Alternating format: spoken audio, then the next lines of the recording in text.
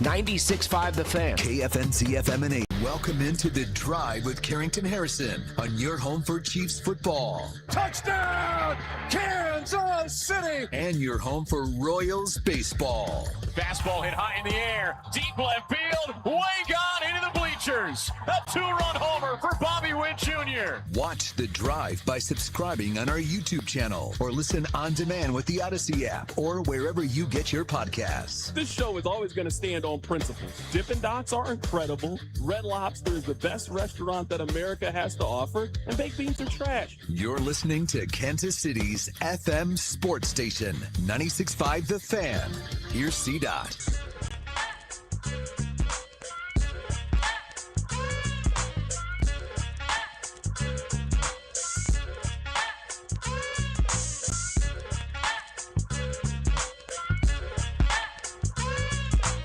I hate to start today's show this way, but when you got college students wearing bags over their head and a college basketball coach calling the players that he recruited an embarrassment, I don't know how we can start the show any other way.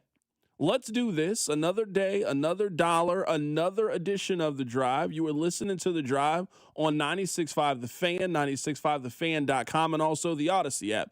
My name is Carrington Harrison. My college basketball team won yesterday. Rob Britton is here. His favorite college basketball team won a couple of days ago against the number one team in college basketball. Some of you cheer for Kansas State. They got 30-pieced at the crib by Cincinnati. That is where we have to begin today's show.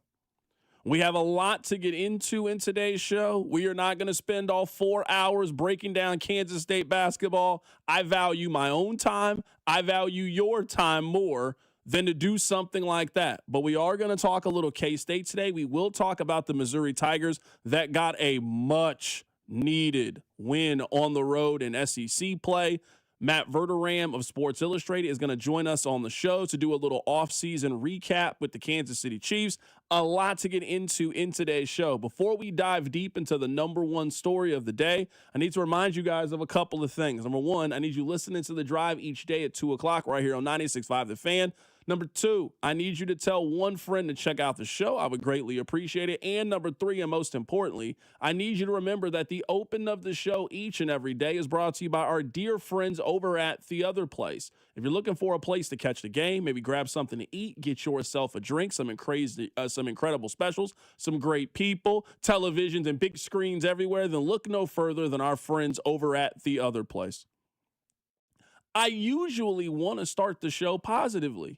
I know you guys don't believe me, but I like good news. Good news puts me in a good mood. It puts Rob in a good mood. It puts you in a good mood. And the show is always much more fun and enjoyable when everybody is in a good mood. Well, I'm in a good mood. I don't know how you couldn't be after the way that Missouri won yesterday.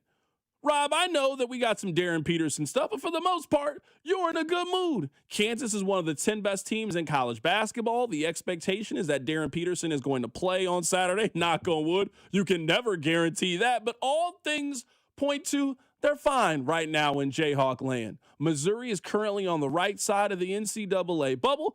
Everybody is good, but I look over and Willie Wildcat is kind of standing over by himself. He doesn't seem to be having as much fun this basketball season as the rest of us are having. So I got to go over there and I got to check on Willie Wildcat. What's going on? Why are you so down? Oh, yeah.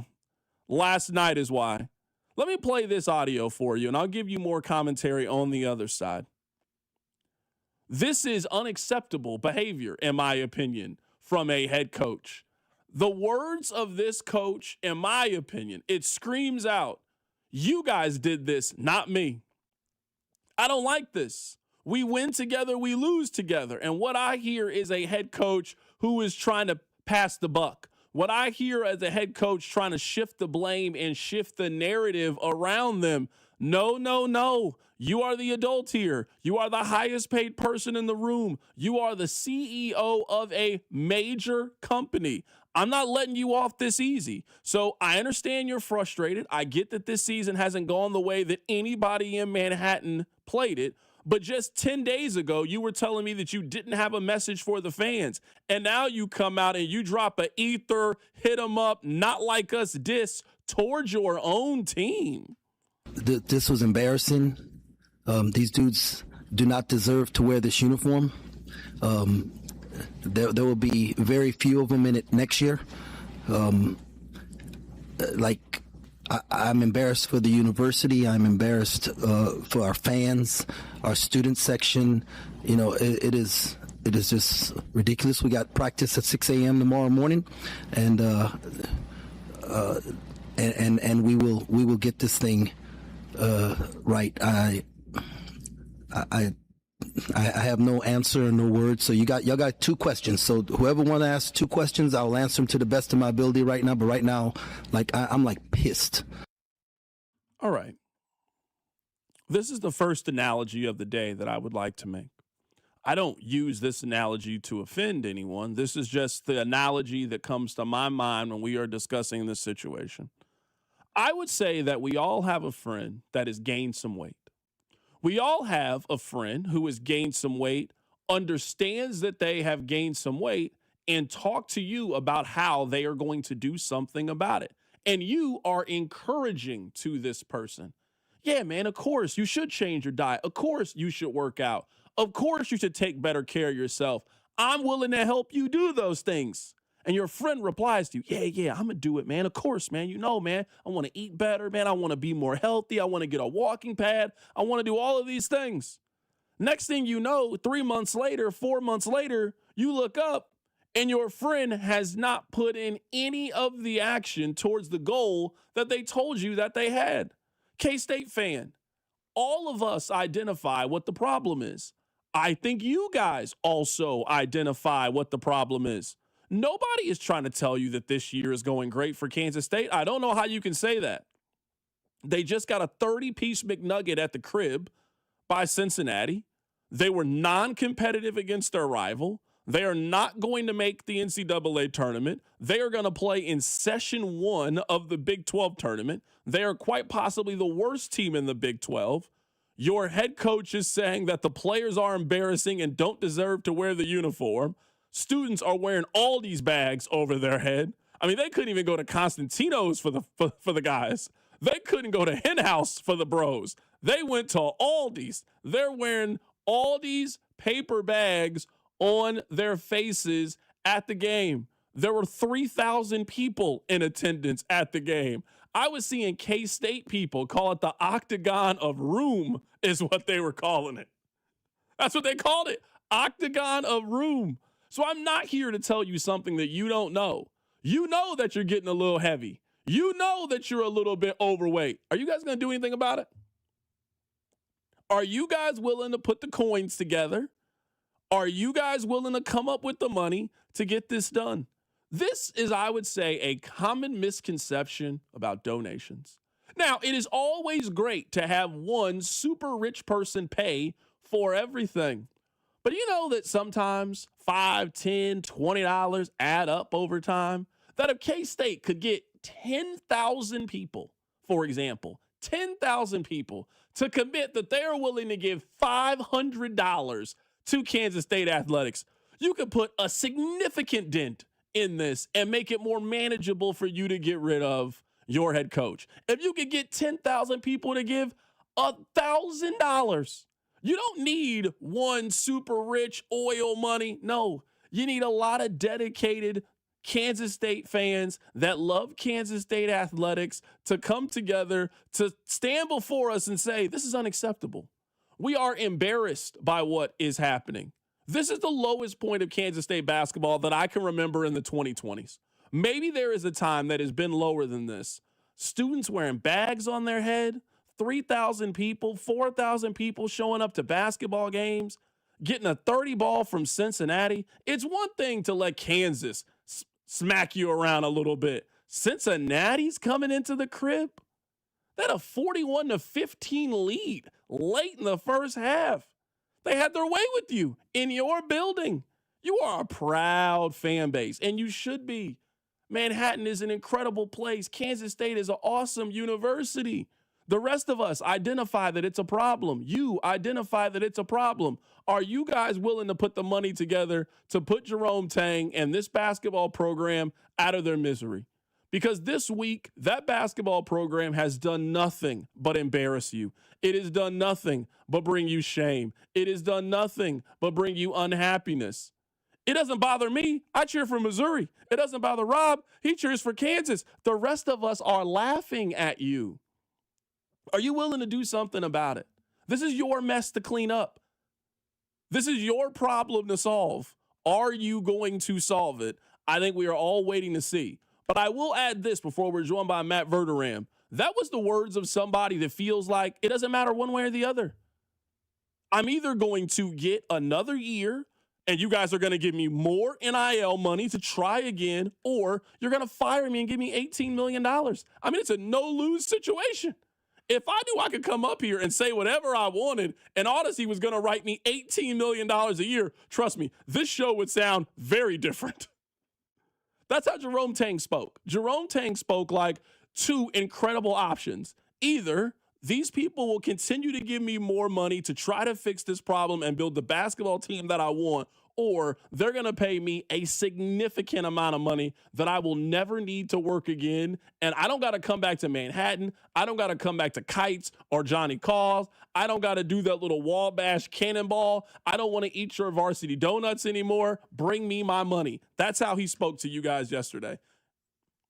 So those are your options. Those are your red or blue pills if you are Kansas State basketball. You can either continue to give Jerome Tang more money to continue to embarrass your college basketball program, or you can give him money to go live on a farm with a dog and live the rest of his life in peace and tranquility, and he will wipe his tears with your $100 bills, but you will get him as far away from your basketball program as humanly possible. Coming up on the other side, we're going to switch gears and be joined by Matt Verderam. We'll talk about the Chiefs offseason. We'll do that next. Keep it right here. It's The Drive on 96.5 The Fan. The Drive with Carrington Harrison on your home for Chiefs football. 96.5 The Fan. Did you know about 1 in 3 people with plaque psoriasis may also develop psoriatic arthritis, which causes joint pain, stiffness, and swelling? Does this sound like you? Listen to what it sounds like to be a million miles away. Tremfya guselkumab, taken by injection, is a prescription medicine for adults with moderate to severe plaque psoriasis who may benefit from taking injections or pills or phototherapy, and for adults with active psoriatic arthritis. Serious allergic reactions and increased risk of infections and liver problems may occur. Before treatment, your doctor should check you for infections and tuberculosis. Tell your doctor if you have an infection, flu-like symptoms, or if you need a vaccine. Imagine being a million miles away. Explore what's possible. Ask your doctor about Tremfya. Visit Tremfya.com or call 1-800-526-7736. Country music superstar Luke Bryan. Live. Word on the Street Tour. July 9th, Morton Amphitheater. With special guests, Shane Prophet, Ray Lynn, Lauren Watkins, and DJ Rock. Tickets on sale Friday at 10 a.m. at livenation.com. Don't miss Luke Bryan in concert. Parker McCullum. Get the man I am. What kind of man do you need? Live 2026. Friday, July 31st, Morton Amphitheater. Multi-platinum selling artist Parker McCullum. Special guests Gary Allen and Josh Abbott Band. On sale now at livenation.com. Parker McCullum Live.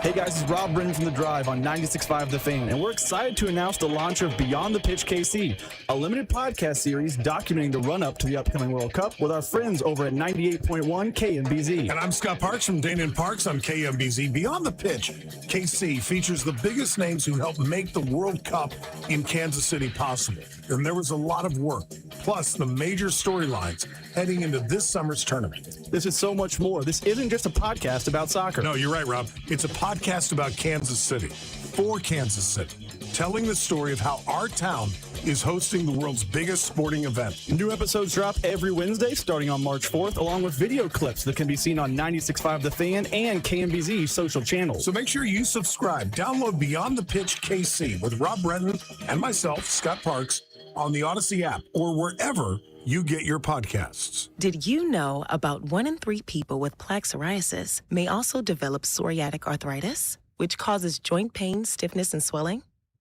Does this sound like you? Listen to what it sounds like to be a million miles away. Tremfya guselkumab, taken by injection, is a prescription medicine for adults with moderate to severe plaque psoriasis who may benefit from taking injections or pills or phototherapy, and for adults with active psoriatic arthritis. Serious allergic reactions and increased risk of infections and liver problems may occur. Before treatment, your doctor should check you for infections and tuberculosis. Tell your doctor if you have an infection, flu-like symptoms, or if you need a vaccine. Imagine being a million miles away. Explore what's possible. Ask your doctor about Tremfya. Visit Tremfya.com or call 1-800-526-7736. What's up? It's Draymond Green. I'm back for my 14th NBA season, and my podcast, The Draymond Green Show, is back too. This season, I'm breaking down games, reacting to the biggest NBA stories, and sitting down with teammates, rivals, and culture shapers. And trust me, I'm not holding back, on the court or on the mic. 2 new episodes every week. New segments, big conversations, real basketball talk for the real hoop heads. Listen to and follow The Draymond Green Show wherever you get your podcasts. We're back. We're better. Let's get it. Hey guys, it's Rob Brennan from The Drive on 96.5 The Fan. We're excited to launch Beyond the Pitch KC, a limited podcast series documenting the run-up to the World Cup with our friends at 98.1 KMBZ. And I'm Scott Parks from Dana & Parks. This is about Kansas City, not about soccer. Telling the story of how our town ended up hosting the world's biggest sporting event. New episodes drop every Wednesday starting on March 4th, plus video clips on 96.5 The Fan and KMBZ social channels. Subscribe to Beyond the Pitch KC on the Odyssey app or wherever you get your podcasts. You're listening to 96.5 The Fan from the DM Injury Law Studios. Mike's got this. Car, truck, or motorcycle wreck? Remember, Mike's got this. 816-888-7500. Mike's got this. Hey, it's Juju Smith-Schuster from the Kansas City Chiefs. Welcome back to The Drive with C-Dot on your home for Chiefs football. 96.5 The Fan. Welcome back into the show. My name is Carrington Harrison. Very happy to be here with you. Let's go to the phone lines right now and be joined by Matt Verderam of Sports Illustrated. We'll go through his experience at the Super Bowl. We'll also get you ready for the Chiefs offseason. Matt, how you doing, my man? Doing well. How are you? Doing fantastic, man. How was San Francisco as a host city? It's great. It was great. San Francisco was wonderful. Great weather. Lots of great places to eat. So it was well done. Getting to Santa Clara is a little bit of a circus, but other than that, it was very good. So let's talk about the game. You've been to a handful of these before. Was this the worst Super Bowl you've been to? It has to be in the conversation with that Patriots and Rams one from a handful of years ago. That was the first one I ever covered. I've been to 6 of them. That one was bad. This was obviously not the most competitive game. Last year's game, I literally wrote the story for last year's game at halftime. So, I've been to 3 really good ones, and I've been to 3 games that are pretty forgettable. Look, this game was probably better than those other 2 from the standpoint that it was still competitive late in the third quarter. But look, it was not a contest for New England's offense. They couldn't move the ball, couldn't do anything. Seattle, give them all the credit in the world. They completely shut them down. Yeah, just thinking back to that game, I think the talking point, 5-6 years from now is we're going to remember the defense from them. I don't think we're going to spend a whole lot of time talking about Darnold. I think he kind of fades into the ether as being 2020's Joe Flacco. But I do think 5-6 years from now, especially if you're a team that has a mid-tier quarterback, like I think the way that Darnold is, this Seattle team is going to be an example of you can win a Super Bowl with that kind of quarterback. You just need to build the best defense in the league. Yeah, which is, of course, not easy, right? I think that's going to be – that's the one thing I think that everybody takes the wrong lessons from these games. Like, we're going to spend the entire offseason listening to people bloviate about how, you just build a team like Seattle. You just go get a mid-tier quarterback, just go trade for the 17th best quarterback in football. And then if you just build everything else perfectly around him, it's like there's a reason these teams are outliers. If you go and look at the Super Bowl over the course of the 60 years that we've had it, if you take the best quarterbacks in that era, in that span, it's Brady, Mahomes, Montana, Bradshaw, Aikman, Roethlisberger, toss him in there. Those are 23 of them, right? That are one. I mean, Staubach 1-2, Starr 1-2, 20. I mean, it's just Plunkett 1-2. It's typically speaking, you need a great quarterback to get to and to certainly win a Super Bowl. I think we're going to have this weird conversation now that, actually, you just need to go out and build an elite defense. Sure, that helps. That's great. But the easiest way to win a Super Bowl is still just to have a great quarterback. You have that, you're more than halfway there compared to most teams in the league. Matt, I think this game was sort of a example that this New England Patriots team was just propped up by playing in the AFC. The analogy that I've made is they won the Class 3 state championship and Seattle won the Class 5 state championship, and they played each other in the Super Bowl. Seattle went through a real gauntlet, a real test. The AFC broke exactly perfect for the New England Patriots, whether it was Kansas City not being as good, Buffalo, Cincinnati, those teams not being up to par, Denver being the second best team in the AFC. And then their playoff run, I would say, broke absolutely perfect. I give New England all the credit in the world. You went to the Super Bowl. You certainly get credit for somebody had to represent the AFC. But I think in hindsight, that was a team that probably should have won 9 or 10 games. That is everything broke in their favor for them to win 14 games and go to the Super Bowl. Listen, I'm wrong all the time, so I'm not saying this in a bragging way. And I'm not saying you need hindsight either. I didn't need hindsight to look at the past and think they're just, listen, it's great that they got here. They're not that good. And comparatively to what most teams are to get to the Super Bowl, I actually talked about this with a couple of colleagues during the week. They're one of the 5 worst teams to ever go to the Super Bowl. If you just look at the roster, is there one guy in the Patriots that's going to end up in the Hall of Fame? Anybody? Is there one guy? I don't know. I'd have to stop and really think about it. That if they don't have a guy that ends up getting into the Hall of Fame, and maybe they do. Maybe Christian Gonzalez gets there, or May. I mean, who knows, right? But if they don't, that might be the only team to ever go to a Super Bowl that doesn't have a single Hall of Famer on it. They're good, they're fine, but they are the most obvious regression candidate in the world, right? I mean, you look at them. Just look at their road schedule next year. Their road schedule next year includes at Buffalo, at Kansas City, at Seattle, at Jacksonville, at the Chargers. And there's one, I think I said at Seattle. There's one other game. Oh, no, they also play on the road against the Bears and the Lions. They're going to be an underdog in every single one of those games. So, listen, kudos to them that they got there. That's great. But it was evident going in that they should be an underdog. And honestly, I got to even push back a little. Seattle beat the Rams. That was a meaningful game. Seattle played a Niners team that had 3 guys left on it.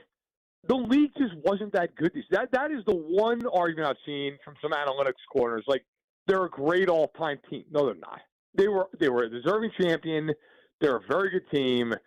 They played in a year that just we all spent 5 months talking about the fact that nobody was any good this year. I think the Seahawks and the Rams are the only teams that I would even say were very good. That was it. Right now, we're talking to Matt Verderame of Sports Illustrated, recapping the Super Bowl just a little bit, and we'll get to some offseason storylines. Let's start big picture, and then I want to narrow it down, and I want to talk more specifically about the Chiefs. As we are heading into the next 30 days as we are getting ready for the league year, what do you see as being the top story? Because you and I know we're probably about 2 weeks away from a massive move happening, an A.J. Brown move happening, a decision from Travis Kelce, a decision from Aaron Rodgers. We kind of know how this portion is. This is kind of the calm before the storm. What do you see as a couple of the big storylines that could emerge here in the next 30 days? You mentioned a few of them. Kelce being one of them. I think not even just the Chiefs, just league-wide. That's a big one. Max Crosby, does he get traded? And granted, for clarity, if you get traded right now, you got to agree in principle, and then the trade actually goes through on March 11th. Does he get dealt? I think you look around, George Pickens is going to be a big one, right? The Cowboys traded a 3rd-round pick for him. I think everybody believes he's going to end up back in Dallas, but, it's Jerry. It's not going to be easy with Jerry. This is going to be, they're going to tag him. It's going to be a whole thing. So that is something else. And then, I think you have to look at just across the NFL. There are always this time of year, there's always a cut or two of a veteran guy that really you go, oh, wow, okay, that guy's available. All right, it's cap casualty, something like that. And I think one of the guys, not that these guys are going to get cut, but maybe is there any kind of a surprise move? Tua and Kyler Murray. If those teams could move off those guys, they do it in a heartbeat. I think it's a lot easier because of his contract to move Kyler than it is to move Tua. Does some team out there say, you know what, like the Jets? Would the Jets call the Cardinals up and say, you know what, we'll give you a third-round pick for Kyler Murray? I don't know, maybe. Right? I think those are some of the things that it'll be interesting to watch as we approach the combine and get into the combine. Yeah, I think if you're a team, you should be very interested in Kyler Murray. This quarterback class is not highly regarded. No one has ever questioned the talent with Kyler Murray. And I wonder now in a Sam Darnold world and a Baker Mayfield world with what we saw with Daniel Jones in the first 8 weeks of the season, I wonder if there's a team that kind of looks at this as a buy low possibility. They're willing to spend that third or fourth round pick that you're talking about, and they're willing to seemingly bet on the talent and bet that a new location, a fresh coat of paint can change things a little bit. If I'm a team like the Jets, like you just mentioned, or Pittsburgh, for example, I'd be very interested in Kyler Murray. Yeah, and I don't have this contract right in front of me, but when you're a team that's acquiring a player via trade, you're not taking on the cap hit that guy would have had in his original place. You're taking on the base salary. That's the cap number, and you don't take on any of the guaranteed money. That stays with the previous team. So if I'm the Jets, right, I'm not bringing Justin Fields back. That's not how. I'm moving off of Justin Fields. So who's your quarterback? What are you going to do? Like, Dante Moore didn't come out from Oregon. I don't think you're taking Ty Simpson number 2 overall. So what are you going to do? Who's playing the position? You're going to get into a bidding war over Kirk Cousins? Like, if I'm the Jets, yeah, I'm calling the Cardinals up and saying we'll give you a third-round pick for Kyler Murray. And if I'm the Cardinals, fine, great. Because you're going to have to move off, man. Play Brissett for a year and then move forward. Tua is a tougher one. The injuries are there. The contract is significant. It's bigger than Murray's with the base salaries. And, I think last year was just a disaster in a lot of ways. Yes, he didn't play well, but also just he was like throwing guys under buses during press conferences. It was ugly. But if you're those teams, you're absolutely making calls because you're the Cardinals and the Dolphins. You're trying to rebuild. Let's be real. And if you are, and by the way, Dolphins, another thing with them is like, do they trade Waddle? Tyreek Hill is going to get released. Like, what goes on with Tyreek Hill? That might go into the summer with that injury. But there's a lot of stuff to look at right now. If you had to say, who do you think was a winner of the coaching cycle period? Who are some losers you think from the coaching cycle period? So the winners, I think, I think the Falcons got a really good coach in Stefanski. I think the Giants did really well. I think Minter's going to do really well in Baltimore.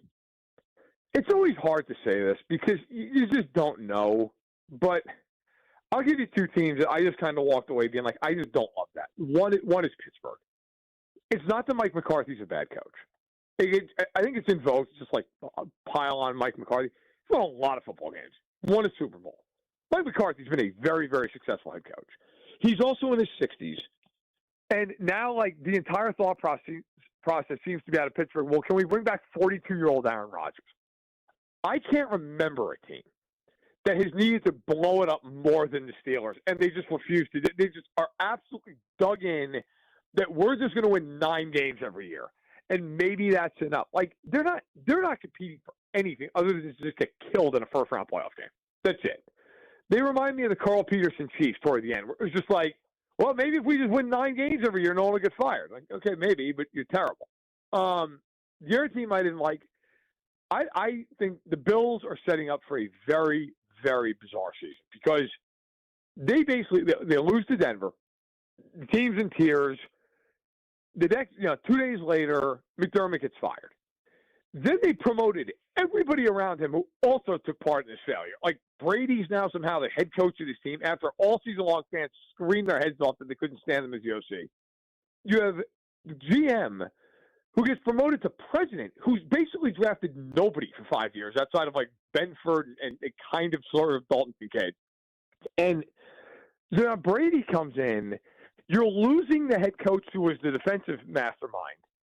You are promoting a guy who offensively, other than when Cook ran the ball, they couldn't do anything. They are setting up the basis case as all Sean McDermott's fault. Well, if that team goes 10-7 this year, and it wasn't all Sean McDermott's fault, then what? Are you going to fire the guy you just promoted? Like, that seems like a pretty abrupt turn of fate. I just don't. I think the Bills have painted themselves in a corner here if this thing doesn't work out exactly how they think it's going to. Right now, we're talking to Matt Verderame of Sports Illustrated. Let's dive into the Chiefs offseason. You have historically seen Brett Veach and the Chiefs. They take a swing on day one. They go get Jawan Taylor. They go get Jalen Moore. They go get Justin Reed. They usually are very active in the first 12 hours of free agency. My prediction would be Breece Hall. Who is your prediction if the Chiefs make a move on day one of free agency? Who do you think that will be?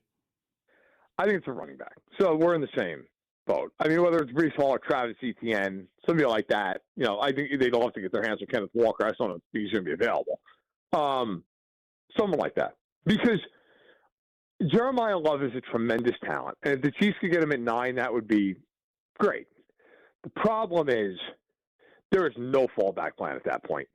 If you don't get that guy, if he goes before you, you are screwed. There is nobody else even in the realm of that area that you take as a running back. And if you're Brett Veach, after what you just watched this year, coming off the heels of an offseason prior to that, where everybody said they need to go get a running back, they need to go get some help back there, and they did nothing. They sat on their hands and said, nope, it'll be fine. Pacheco's going to be healthy. We're bringing Hunt back. And it was a complete tire fire in the backfield. They cannot afford to do that again. And by the way, from talking to people around the team, they know that. They know that they can't afford that. They know they have to upgrade this room as bad as any room in the team. So I would expect, whether it's Hall, Etienne, Javonte Williams, like somebody who matters. I think the Chiefs are going to spend some money on that position. So let's talk about another position group that could definitely use a bit of a rehaul and a bit of a refresh when it comes to pass rush. There are far more available options at running back than there are on pass rush. Rob really wants them to make a move on Jalen Phillips. I'm not really sure if Jalen Phillips is worth the amount of money, but to Rob's point, there's just not a lot of other veteran pass rushers that are available. Let's remove the 9th pick for this conversation and focus just on free agency and a veteran pass rush. Are there some options? Are there some fits that you like for the Chiefs to take a swing on in free agency? I like some guys who are second-tier pass rushers. All right, so I know there's probably some fans that are like, hey, Trey Hendrickson. They're not. Hey, Trey Hendrickson. Okay, so you start looking at those guys coming off rookie deals. If I'm the Chiefs, I'm looking at, okay, what about a guy like Kiwiti Pay, who's maybe good for 7 sacks a year from Indianapolis, former first-round pick. They're probably going to move off of him. New coordinator. They drafted Latu a couple of years ago.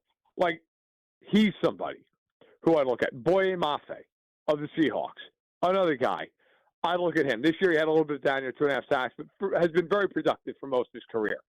He's a guy that I think would be a nice, interesting fit. Players on that tier who are younger, who are more, maybe they're not going to play 80% of snaps. They're rotational pieces. They could get you 6 to 8 sacks.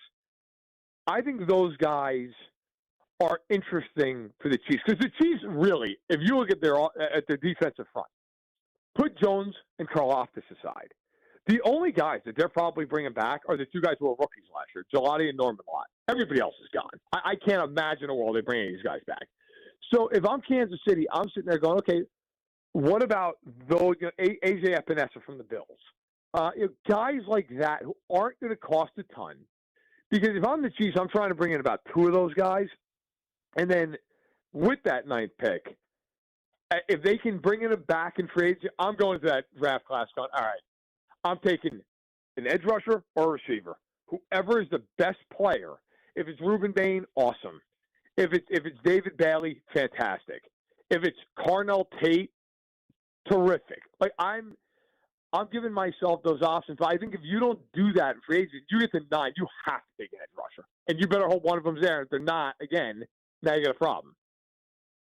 Let's continue the theme of a veteran pickup. If you look at this wide receiver room, they have Jalen Royals, Rashee Rice, and Xavier Worthy. So you got all guys on rookie contracts. They're going to go pick up a veteran. Now, are they going to be in the same market that they've been in with the Juju Smith-Schuster, Hollywood Brown type, or are they interested in bringing Tyreek Hill back or possibly Mike Evans on a one-year deal? We'll see what happens with his relationship with Tampa Bay.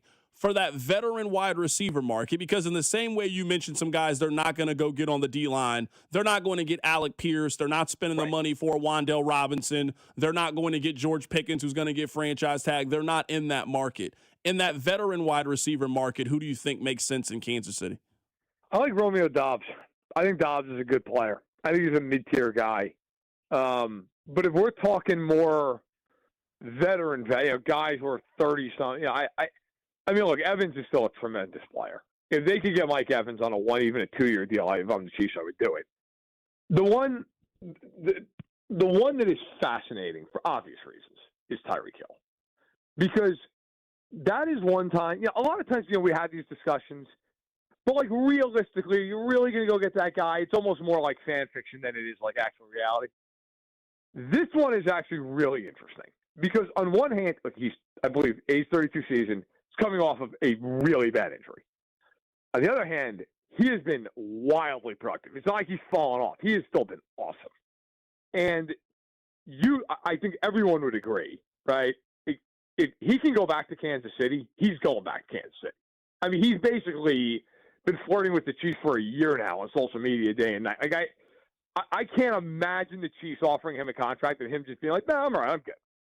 So the question becomes, if you're the Chiefs, do you take that risk of, hey, he is coming off a major, major lower body injury, and he might just be done.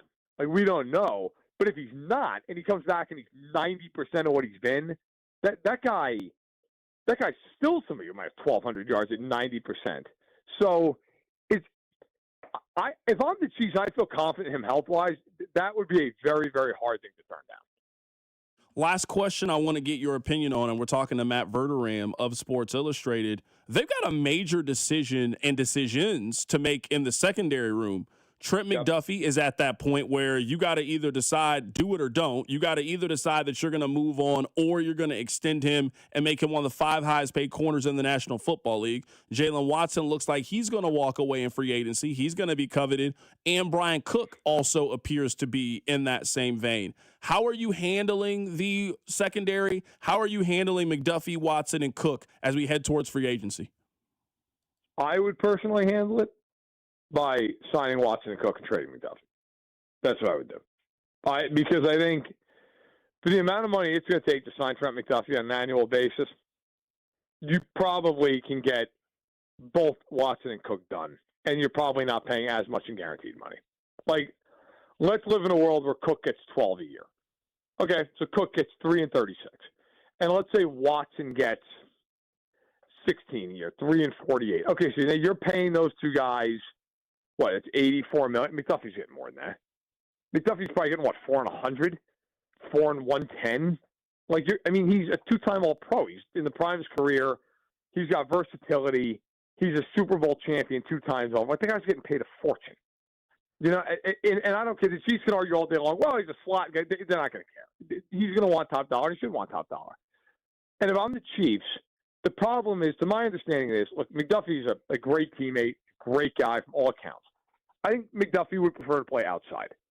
And he's not as good outside. I mean, he's still a terrific corner, but he's not, like, he's demonstrably better outside than Jalen Watson is. I don't know. I mean, not like a huge gap. Whereas he is the best slot corner in football by a wide margin when he's in there. If he doesn't want to play inside, if I'm the Chiefs, I'd trade him. I think you can get a first-round pick for him. And I would turn around and spend that money on Watson. I'd spend it on Cook. And now I've got 2 first-rounders. And I can go get a pass rusher and a receiver, or a pass rusher and a corner, however you want to approach it. But I just think if you're the Chiefs, it's hard to give McDuffie $100 million and then put him in his second-best position. It's a really hard thing to do. That is our guy, Matt Verderam, joining us on the show today. He covers the NFL for Sports Illustrated, going through some of the offseason storylines in Kansas City. Matt, we'll catch up with you closer to the start of the league year, man. Take a little bit of a break, man. You've earned it. Thanks a lot. Take care. Absolutely. That is Matt Verderam joining us on the show today. He does fantastic work with Sports Illustrated. Some interesting things there at the end about Trent McDuffie. We'll react to it. Keep it right here. It's The Drive. The Drive with Carrington Harrison and Rob Brenton. You losers is what you are. On your home for Kansas City sports. 96.5 The Fan. What's up? It's Draymond Green. I'm back for my 14th NBA season, and my podcast, The Draymond Green Show, is back too. This season, I'm breaking down games, reacting to the biggest NBA stories, and sitting down with teammates, rivals, and culture shapers. And trust me, I'm not holding back, on the court or on the mic. 2 new episodes every week, new segments, big conversations, real basketball talk for the real hoop heads. Listen to and follow The Draymond Green Show wherever you get your podcasts. We're back, we're better. Let's get it. I wish I'd gotten treated for my erectile dysfunction sooner. Men, I hear this all the time from our patients. This is Jeff for Heartland Men's Health, and if ED is a problem in your life, resolve to get it treated today and stop having it affect you and the one you love. ED is simply a medical condition, and it's fully treatable. And at Heartland Men's Health, we have treatments that are effective in well over 90% of cases. Which means if you're like most guys, your ED will be a thing of the past. In fact, you could be having great sex within a day or two of your first appointment, and you'll likely find you're performing like you haven't in a long time. It's the new year. Resolve to get your ED treated and change your life. Call us at Heartland Men's Health. Your initial visit is only $99 and includes blood work, a medical consult, and if medically advised, a test dose. And if that test dose doesn't work in the office, your visit is free. Call 844-447-6600. That's 844-447-6600 or go to heartlandmenshealth.com. We have 3 offices, Overland Park, Independence, and North Kansas City. With the new IHOP value menu, $6 is all it takes to go to your happy place, where stacks of pancakes with bacon and eggs are just $6 every day. French toast, sausage, and eggs are, you guessed it, $6. And fluffy omelets come with a side of pancakes and only cost $6. Go to your happy plates every day at IHOP. $7 in some locations. Available every day for a limited time at participating restaurants in the U.S. Hours may vary. No substitutions. Not valid with other discounts or promotions. Prices may vary. What's up, everybody? I'm Nick Costos, and watching sports isn't a hobby, it's a lifestyle. And my show is not a job, it's a passion. From the NFL playoffs to the NBA and everything in between, celebrate sports with me every day on You Better You Bet from 9 a.m. to noon Eastern. Download the Odyssey app now and listen to Westwood One Sports from anywhere. It's You Better You Bet with me, Nick Costos, live and interactive Monday through Friday, 9 a.m. to noon Eastern, presented by BetMGM. Honey, that flu keeping you up? Did you take NyQuil Intense Flu? Nah, I got this. Okay, I don't got this. Yeah, you need NyQuil Intense Flu. Undo your flu with NyQuil Intense Flu. NyQuil Intense Flu provides powerful relief of your flu symptoms so you can sleep. You do got this. NyQuil Intense Flu. The nighttime sniffling, aching fever. Best sleep with the flu medicine. Use as directed. Keep out of reach of children. This is the story of the one. As the purchasing manager at a manufacturing plant, she knows the only thing more important than having the right safety gear is having it there when you need it. That's why she partners with Grainger for auto reordering, so her team members can count on her to have cut-resistant gloves on hand, and each shift can run safely and efficiently. Call 1-800-GRAINGER, click Grainger.com, or just stop by. Grainger, for the ones who get it done. In a world in need of a hero, one man rises to the challenge in style. He is... just driving the kids to soccer practice. Make every day feel epic in the all-new Hyundai Palisade Hybrid with up to an EPA-estimated 619 miles of range on select trims, advanced tech, and class-leading interior space. Visit HyundaiUSA.com or call 562-314-4603 for more details. And hey, come on, no cleats on the seats. This afternoon, expect a partly sunny day with a high of 60. Weather brought to you by Staples. From posters and presentations to labels and loyalty cards, Staples has all the print to boost your brand. Shop now in-store and online. Staples. That was easy. Kansas City, you need to subscribe to our YouTube channel so you can watch all your favorite shows right from your phone, computer, or tablet. Every day, we stream the shows live on YouTube, plus clips from the biggest moments and biggest guests. Hit that subscribe button so 96.5 The Fan goes right to the top of your feed. In your car, on your phone, or on your computer, we are everywhere. This is your home for Kansas City sports. 96.5 The Fan. Hey, it's George Karlaftis from the Kansas City Chiefs. Welcome to The Drive with C-Dot on your home for Chiefs football. 96.5 The Fan. I want to go back and I want to play this audio that Matt Verderam had to say with Sports Illustrated. Someone just sent this in, 913-586-7965. Last week when you guys were discussing Trent McDuffie, I was saying a lot of the same things that Matt just said to you guys today. I think the Chiefs should trade Trent McDuffie because it is for the good of the future. I don't disagree that if you are in the business of trying to help the Chiefs get more draft picks, there is only one possible player that they could trade that can help you get there. Rashee Rice is not bringing you back, to me, the draft pick compensation to warrant a trade. Like, the juice isn't worth the squeeze.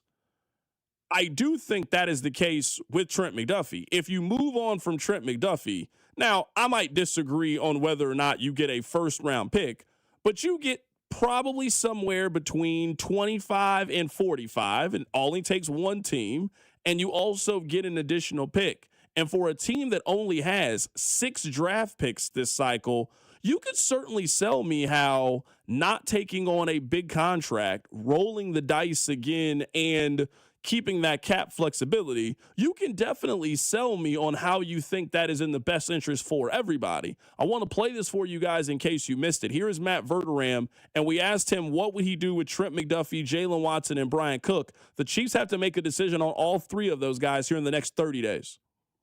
For the amount of money it's going to take to sign Trent McDuffie on an annual basis, you probably can get both Watson and Cook done, and you're probably not paying as much in guaranteed money.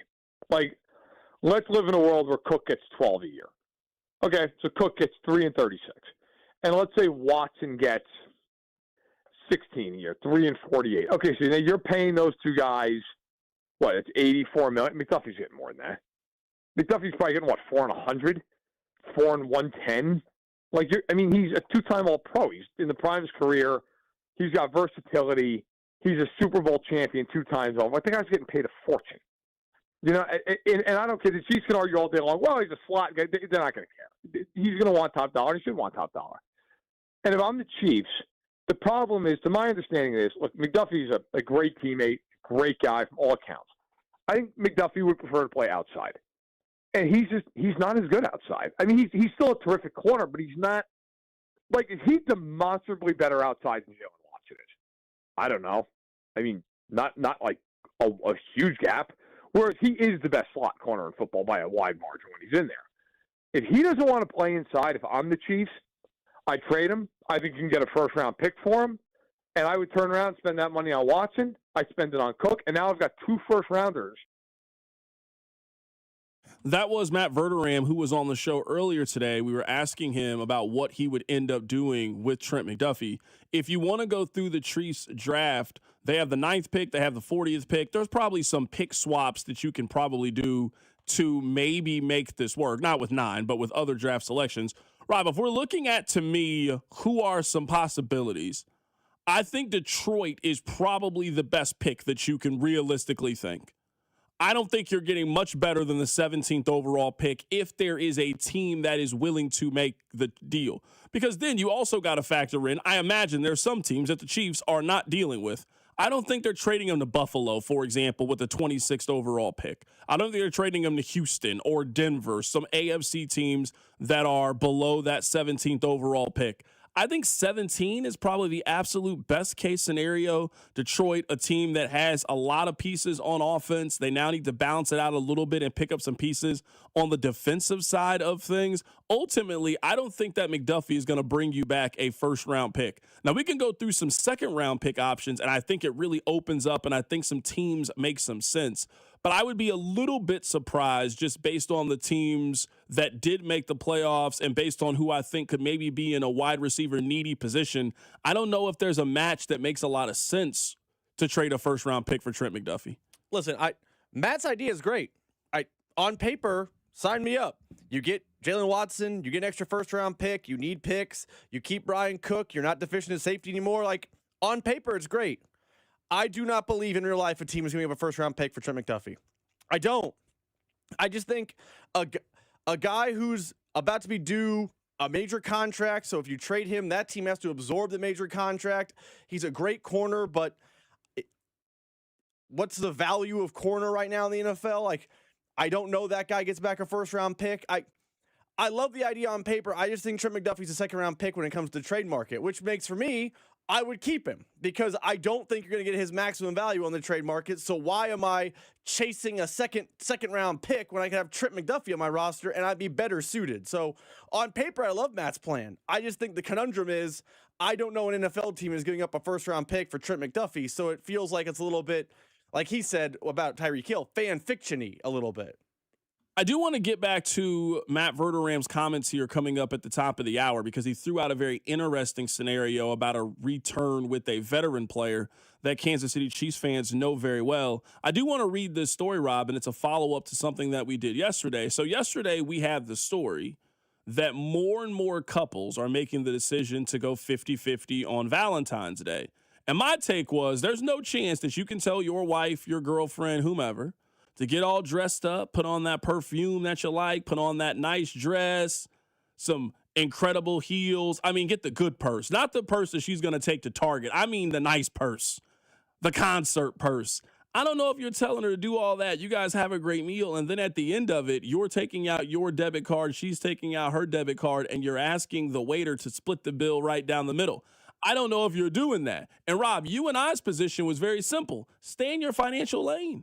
If you're not a Ruth Chris guy, that's okay. She's with you because she loves you. She's with you because she cares about you. You don't got to go out here and prove anything to her. But you can't be going 50-50. So, Rob, I was doing some more reading. Now, this is another study. And they said that around 35% of men plan on spending $50 or less for Valentine's Day. Do you think this is a sign that times are hard? And people are just saying, hey, I ain't got it this go around? Do you think that the fellas out here being a little cheap and cost effective when it comes to Valentine's Day? What do you make of around 35% of men in a study say that they plan on spending $50 or less for Valentine's Day? I think that is a sign that men are starting to realize that Valentine's Day is low-key a racket, and men are starting to become hip to the notion. I also think, to credit women, I think expectations are starting to become more realistic. The thought of, for a married person, walking home and the house being covered in rose petals and then this extravagant dinner at 1587 followed by, a carriage ride. That's what you see in rom-coms. That's what you see in the movies. I think in real life, people are starting to realize, hey, it's Saturday night. We're going to spend time together. We're going to do something as a couple, but we don't need to do Ruth Chris. We don't need to do Eddie V's. We can do something fun that both of us like, and we have a nice moment together, and we buy things that are thoughtful and important for the other person without having to break the bank. Me and my wife are probably not spending $500, $600 on Valentine's Day, but I know what I got her, she's going to like, and vice versa. You can do this cheap and still be effective, and I think now men are realizing you can be cheap and effective, and women are realizing it doesn't have to be throw dollars at it. He did something thoughtful. That is what matters on Valentine's Day. Yeah, what you're describing to me is just because you wear name brands doesn't mean that you can dress. You can wear some non-name brands, but you dress it up in a way. So just because you spent a lot of money on Valentine's Day, to me, does not mean that you got her a good Valentine's Day gift. I think those are two different things. So, Rob, in this survey, over 35%, around 37% of men say that they are going to keep their Valentine's Day budget to $50 or less, and that is an increase from last year. Now, these are some of the reasons that they gave for this study. Inflation, rising costs of household necessities, groceries, gas. Like, it costs more to live this year than it was last year. That all makes sense. It also had, Rob, with 15% of men saying that they have concerns about the future of the economy, and that is a reason that they are pulling back. if your uncertainty about the future of the economy was affecting what you got your girl for Valentine's Day, you ain't got it. You ain't got it, and that's okay to not have it. But when you start using big words like that, when you start using school words, concern, future, economy, you start using big words like that, you just ain't got it. I understand, hey, money's a little tight this year. Babe, you know I love you. You know, hey, this summer we're going to go on a good trip. Hey, let me get my money right. I get all of that. When you start using, I'm concerned about the future of the economy, and that's why I didn't get you a good gift. Bro, she sees it, I see it, we all see it. You just ain't got it this year, and that's okay. Coming up at the top of the hour, I want to go back to something Matt Verderame said. You heard him say that Tyreek Hill desperately wants to come back. What if Tyreek wants to come back on the hometown deal and the hometown discount? Does that change your opinion on wanting Tyreek Hill? We'll talk about it next. Keep it right here. It's The Drive. The Drive with Carrington Harrison on your home for Royals baseball. 96.5, The Fan. When severe weather hits, tune in to 98.1 KMBZ for Operation Stormwatch. Brought to you by Century Roofing. Proudly voted the #1 roofing company in all of Kansas City. CenturyRoofingKC.com. Think switching to T-Mobile's a whole complicated thing? Nah, it's easy. You can do it almost anywhere in just 15 minutes. Even poolside like Drewski, you can switch to T-Mobile and unlock savings that are built to last. With T-Mobile's Better Value Plan, you can save over $1,000 a year versus Verizon and AT&T. Save on streaming, satellite, and more benefits that they leave out. I get all the VIP perks. Start saving from day one, and for a limited time, get T-Mobile's Better Value Plan. I know you love deals. Plus, switch right now, and we'll even pay off your old phone up to $800. What do you think of all that, Drewski? Stay chillin', just switch it. It's better over here. Check the math at T-Mobile.com/better value. Savings versus comparable plans at AT&T and Verizon, plus the cost of optional benefits. Plan features and taxes and fees vary. With 3+ lines of Better Value Plan. 3+ new lines and 2 eligible ports, or 3+ lines and 5+ years on T-Mobile postpaid plan required. Qualifying credit required. Check out in 15 minutes or less per line. Get up to $800 per line via virtual prepaid card. Typically takes 15 days after rebate submission. Qualifying unlocked device credit service port in 90+ days with device and eligible carrier, and timely redemption required. No cash access and card expires in 6 months. Card issued by Sunrise Banks N.A. member FDIC. At Liberty Mutual, we love helping people with things like customizing car insurance, just like how we customize a song for you. Catered country tune. Liberty Mutual, saving you bucks by protecting your truck. Cause 30 told me to only pay for what I need. Thank you, Limu. I'll always trust in Limu with Liberty, Liberty, Liberty, Liberty. This is the story of the one. As the purchasing manager at a manufacturing plant, she knows the only thing more important than having the right safety gear is having it there when you need it. That's why she partners with Grainger for auto reordering, so her team members can count on her to have cut-resistant gloves on hand, and each shift can run safely and efficiently. Call 1-800-GRAINGER, click Grainger.com, or just stop by. Grainger, for the ones who get it done. Think switching to T-Mobile's a whole complicated thing? Nah, it's easy. You can do it almost anywhere in just 15 minutes. Even poolside like Drewski, you can switch to T-Mobile and unlock savings that are built to last. With T-Mobile's Better Value Plan, you can save over $1,000 a year versus Verizon and AT&T. Save on streaming, satellite, and more benefits that they leave out. I get all the VIP perks. Start saving from day one, and for a limited time, get T-Mobile's Better Value Plan. I know you love deals. Plus, switch right now, and we'll even pay off your old phone up to $800. What do you think of all that, Drewski? Stay chillin', just switch it. It's better over here. Check the math at T-Mobile.com/better value. Savings versus comparable plans at AT&T and Verizon, plus the cost of optional benefits. Plan features and taxes and fees vary. With 3+ lines of Better Value Plan. 3+ new lines and 2 eligible ports, or 3+ lines and 5+ years on T-Mobile postpaid plan required. Qualifying credit required. Check out in 15 minutes or less per line. Get up to $800 per line via virtual prepaid card. Typically takes 15 days after rebate submission. Qualifying unlocked device credit service port in 90+ days with device and eligible carrier, and timely redemption required. No cash access and card expires in 6 months. Card issued by Sunrise Banks N.A. member FDIC. Need to sell your house in Kansas City but not sure where to start? Selling a home can feel overwhelming, especially if you're facing foreclosure, a divorce, an inherited property you don't want, or just need to move quickly. But you don't have to figure it out alone. Rex Buys KC is here to help. As a local home buyer, I understand the Kansas City market inside and out. My family and I live right here, so I know the neighborhoods, the trends, and the challenges homeowners face. That's why I take a consultative approach, helping you explore your options and find the best path forward. We buy houses in any condition, no need for repairs, no agent commissions, and no hidden fees. You'll receive a fair cash offer with a closing timeline that works for you. Whether that's in as little as 7 days or at your own pace, just a simple, hassle-free process designed around your needs. If you're ready to talk through your options, call me today at 816-330-6000 or visit rexbuyskc.com. Let's find the right solution for you. Rex Buys KC. Local, fair, and focused on you. Tired of hearing scary radio ads about the IRS? Tax Relief Advocates is different. TRA is here to tell you that if you owe money to the IRS, whether it's $5,000 or $500,000, we have a solution. TRA can eliminate or reduce what you owe to the IRS with zero risk to you. If we can't reduce your tax debt, then you pay nothing. We have over 1,000 5-star reviews on Google and an A+ with a BBB. End your tax nightmare today by visiting TRA.com or call 800-575-6879. 800-575-6879. My name is Whitney Allen, and I'm a widow. My husband, Ryan, died. We never thought we'd ever have to use life insurance, but the unexpected happened. With Ethos, signing up was fast and 100% online. You can get a quote in seconds, apply in minutes, and get same-day coverage. No medical exams, and you can get up to $3 million worth of coverage. I'm grateful we were prepared. Get your free quote at ethos.com/game. That's ethos.com/game. Paid spokesperson. Time spent on application may vary. Online health questions required.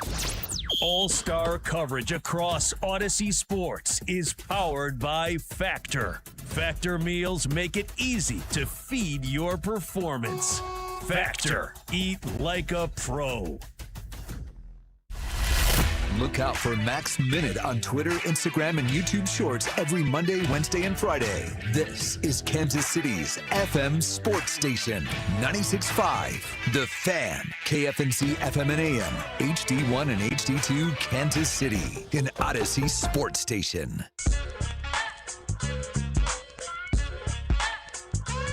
All right, let me throw this out there.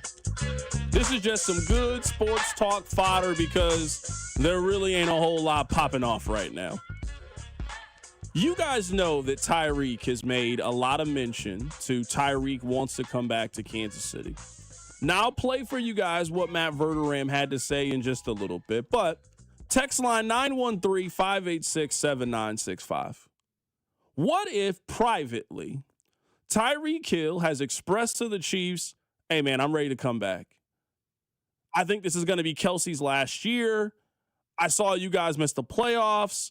I hate watching that. I made a mistake back in the day. I want to be there for my guys. EB is back. I'm going to be on the straight and narrow. You won't have any problems out of me. Now, let's say from a financial standpoint, because I agree, the Chiefs are not going to spend what I think Tyreek Hill is going to hit for on the open market. I think Tyreek Hill can ask for something pretty comparable to what Cooper Kupp just got. Cooper Flagg, very different person. What Cooper Kupp got, and that was around 2 for $40 million. Let's say that Tyreek Hill comes to you and says, you know what? I'm willing to play hardball, and I'm willing to sign a team-friendly deal. Give me a little bit more than what Marquise Brown got. Marquise Brown got 1 year, $7 million, basically fully guaranteed. What if Tyreek is willing to take 1 for 10, and with incentives, it can push it to $13 million? I would say that is a significant discount to the Chiefs. I want to be a part of Kelsey's final year. I want to be a part of the group of guys that help turn things around. I got a sour taste in my mouth, but the way that things ended in Kansas City, I want a chance to redeem myself in the 816. I want a chance to come back to Kansas City. Rob, are you interested in bringing Tyreek Hill back if he is willing to bend the knee a little bit and he is willing to buy into what the Chiefs are doing and do so financially to fit their financial restraints? No. And it's not because, of all this stuff Tyreek Hill said, where he was, spouting off about, this is the most accurate quarterback and blah, blah, blah, blah. Carrington, his whole game is speed. And he's 30-plus years old coming off a major injury. Are there any guarantees he's going to be the same player? That's my first question from a football perspective. Number 2, and this is no indictment on Tyreek Hill, who's going to go into Canton one day. Is he, body type-wise, any different than what they have on the roster? I personally, and I feel like you fall in the same camp, am really tired of them adding 5'11", 185-pound wide receivers. I just am. they have a type, and I'm tired of them chasing that type. So it has nothing to do with the contract. It has nothing to do with the stuff he said about Kansas City. It has nothing to do with this little podcast parade he did a few years ago. I don't care about any of that, to be honest with you. Football reasons exclusively, I'm a no. I don't know how healthy he's going to be. That was a major injury he had last year. I don't know what his skill level's at because his whole game is speed and he's getting older and you just get slower over time. And finally, he's more of the same. Now, he's the best of the same, but he's more of the same. It's not like he's 6'5", 215, go get it guy. He and Xavier Worthy are probably the same size, same height at least. I don't want another player like that on the roster. So for me, it's a no. This is where I think you are discrediting Tyreek Hill just a little bit. And I hate to now be the Tyreek Hill defender, but here we are. Someone on the text line makes his point, and I agree. Rob, his whole game is not on speed. He catches everything, and he can jump high. I think you are discrediting what I would say after Tyreek Hill's number one skill is, which you and I agree, it's speed. He's one of the fastest players we've ever seen. He is an elite route runner. You do not say that about Rashee Rice. You do not say that about Xavier Worthy. He is a guy on 3rd and 7 you know is going to run a very crisp, very precise route and is going to have the ability to get open. He has better hands than either one of those other two guys. And if we are talking about a high point kind of guy, I know he's not a 6'5", 220 kind of guy, but we have seen him a lot go up and go get it in ways that Xavier Worthy just has not shown me the ability to. And I would also argue that Rashee Rice has not shown you. They got a separation problem. Tyreek has never had that problem. He's never had that problem on just flatline speed and just beating you down the field. He also can route you up and run almost every single part of the route tree. So I'm with you on Tyreek, and it is definitely taking a chance. In this scenario, if you were telling me that Tyreek is willing to take a little bit less as an acknowledgement to everything that happened because you just want to be a part of it, because I remember back in the day, we always used to argue that guys would take less to play with Patrick Mahomes. How do we know that one of those guys is not Tyreek Hill? That Tyreek Hill saw what it was like on the other side and now he wants to come back home. What if Tyreek Hill saw what single life was like, realized that the dating pool was trash, and now wants to get with that old thing? I think there's a possibility that Tyreek feels that way. We'll continue to read your text. I want to play what Matt Verderame had to say when we talked about this. The one that is fascinating for obvious reasons is Tyreek Hill. Because that is one time, a lot of times, we have these discussions, but like realistically, you're really going to go get that guy. It's almost more like fan fiction than it is like actual reality. This one is actually really interesting. Because on one hand, he's, I believe, age 32 season, is coming off of a really bad injury. On the other hand, he has been wildly productive. It's not like he's fallen off. He has still been awesome. And I think everyone would agree, right? If he can go back to Kansas City, he's going back to Kansas City. I mean, he's basically been flirting with the Chiefs for a year now on social media day and night. Like I can't imagine the Chiefs offering him a contract and him just being like, no, I'm all right, I'm good. So the question becomes, if you're the Chiefs, do you take that risk of, hey, he is coming off a major, major lower body injury, and then, he might just be done. Like, we don't know. But if he's not, and he comes back and he's 90% of what he's been, that guy's still somebody who might have 1,200 yards at 90%. So if I'm the Chiefs, I feel confident in him health-wise. That would be a very, very hard thing to turn down. Again, I hate to be Tyreek Hill defender here, but I do think that we have to speak in truths and we are going to have this conversation. Text line 913-586-7965. CDOT, we already have Rashee Rice, and the Chiefs can't afford to have another receiver who could wake up to an off-the-field problem any given morning. Tyreek has not missed a game due to suspension because of anything. I'm not here to tell you that Tyreek has a crystal clean personal life. Tyreek has never done the stuff that Rashee Rice is accused of doing, at least not where it cost you games. Now, sure, he had a little offseason, little videotape. I'm not here arguing for the character of Rashee Rice or either one of them, but Tyreek Hill. I'm not here arguing for the character of either one of those guys. But I think making it seem like Tyreek is a guy who can just wake up tomorrow and get a 4-game suspension, I do not think that is accurate based on the player that he has been for the last 8 years. That has not been the player that he is. That's been the player that Rashee Rice has been. I don't think that's a fair thing to say about Tyreek. Now, he might end up on TMZ because he got 2 more kids on the way, for sure. That is a realistic possibility. But I don't know if you can go into it thinking that Tyreek is going to do something that gets him suspended for the 2026 season. It hasn't happened yet in his career. I mean, maybe we're saying the same thing. He's never been suspended. It ain't like it's not noisy. For sure. Like, that part I'm 100% with you. Because even think about the boat incident out of Miami. No suspension, that's no why nothing. I said, if you are saying is Tyreek going to do something that lands him on TMZ at some point in a Chiefs uniform? Yeah, the answer is yes. He is going to do something. He's not going to pay somebody. He's going to get into an altercation with somebody. Yes. But for all the incidents that he had down in Miami, he never ended up suspended because of it. He ain't been charged with no felony because of it. So I just don't think it's fair to put him in the Rashee Rice category. There's other guys I would compare him to. If you want to compare him to Diggs from New England, you want to compare him to Stephon Diggs? Sure, they are the same. I don't think it's fair to compare him to Stephon Diggs or to Rashee Rice. Let me ask you this, and I don't want Tyreek Hill back, so I don't mind being on this side of it. You and the text line keep telling me you want young, you need athletic. I just think it's he's 32. He's not the 25.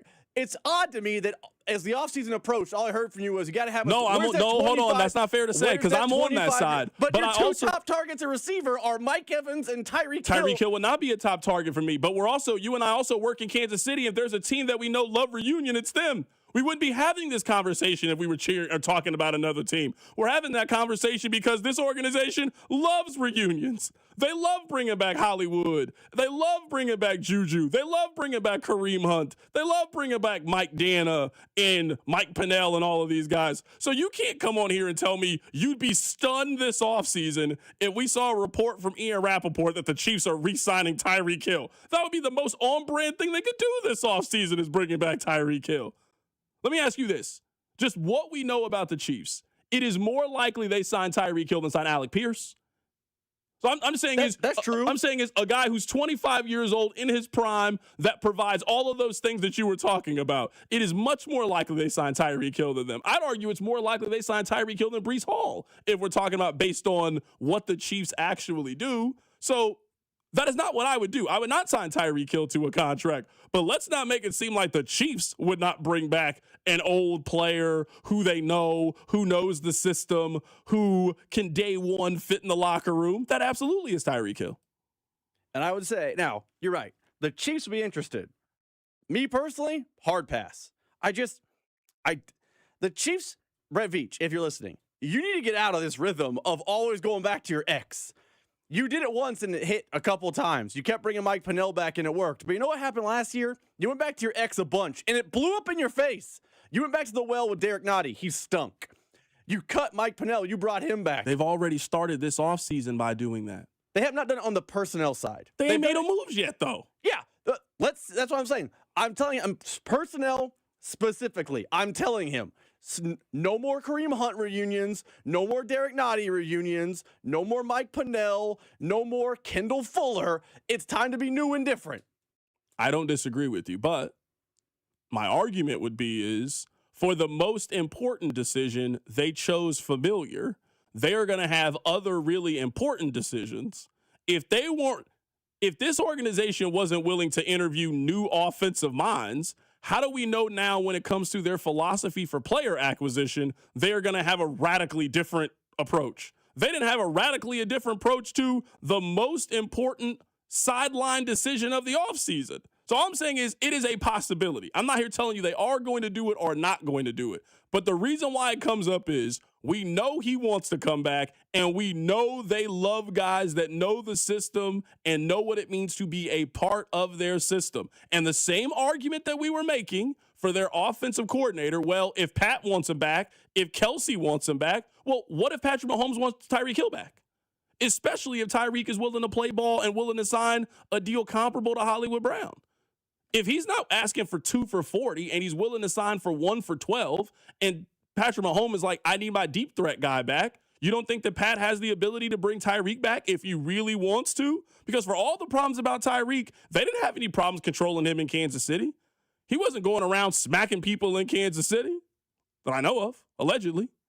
So all I'm saying is I'm not going to operate this offseason like the Chiefs won't be the Chiefs. They were the Chiefs when it came to their offensive coordinator. I'm now going to presume they're going to do some things that are Chiefs-like when it comes to player acquisition. And we're going to sit here, Rob, and we're like, wait, hold on. They brought back Hollywood Brown, and we scratch our head because of it. They show that they are very comfortable and familiar and predictable in certain things. And one of those is bringing back guys that they had success with. One of the guys they had success with in the past is Tyreek Hill, and he has made it very, very clear that he wants to come back to Kansas City.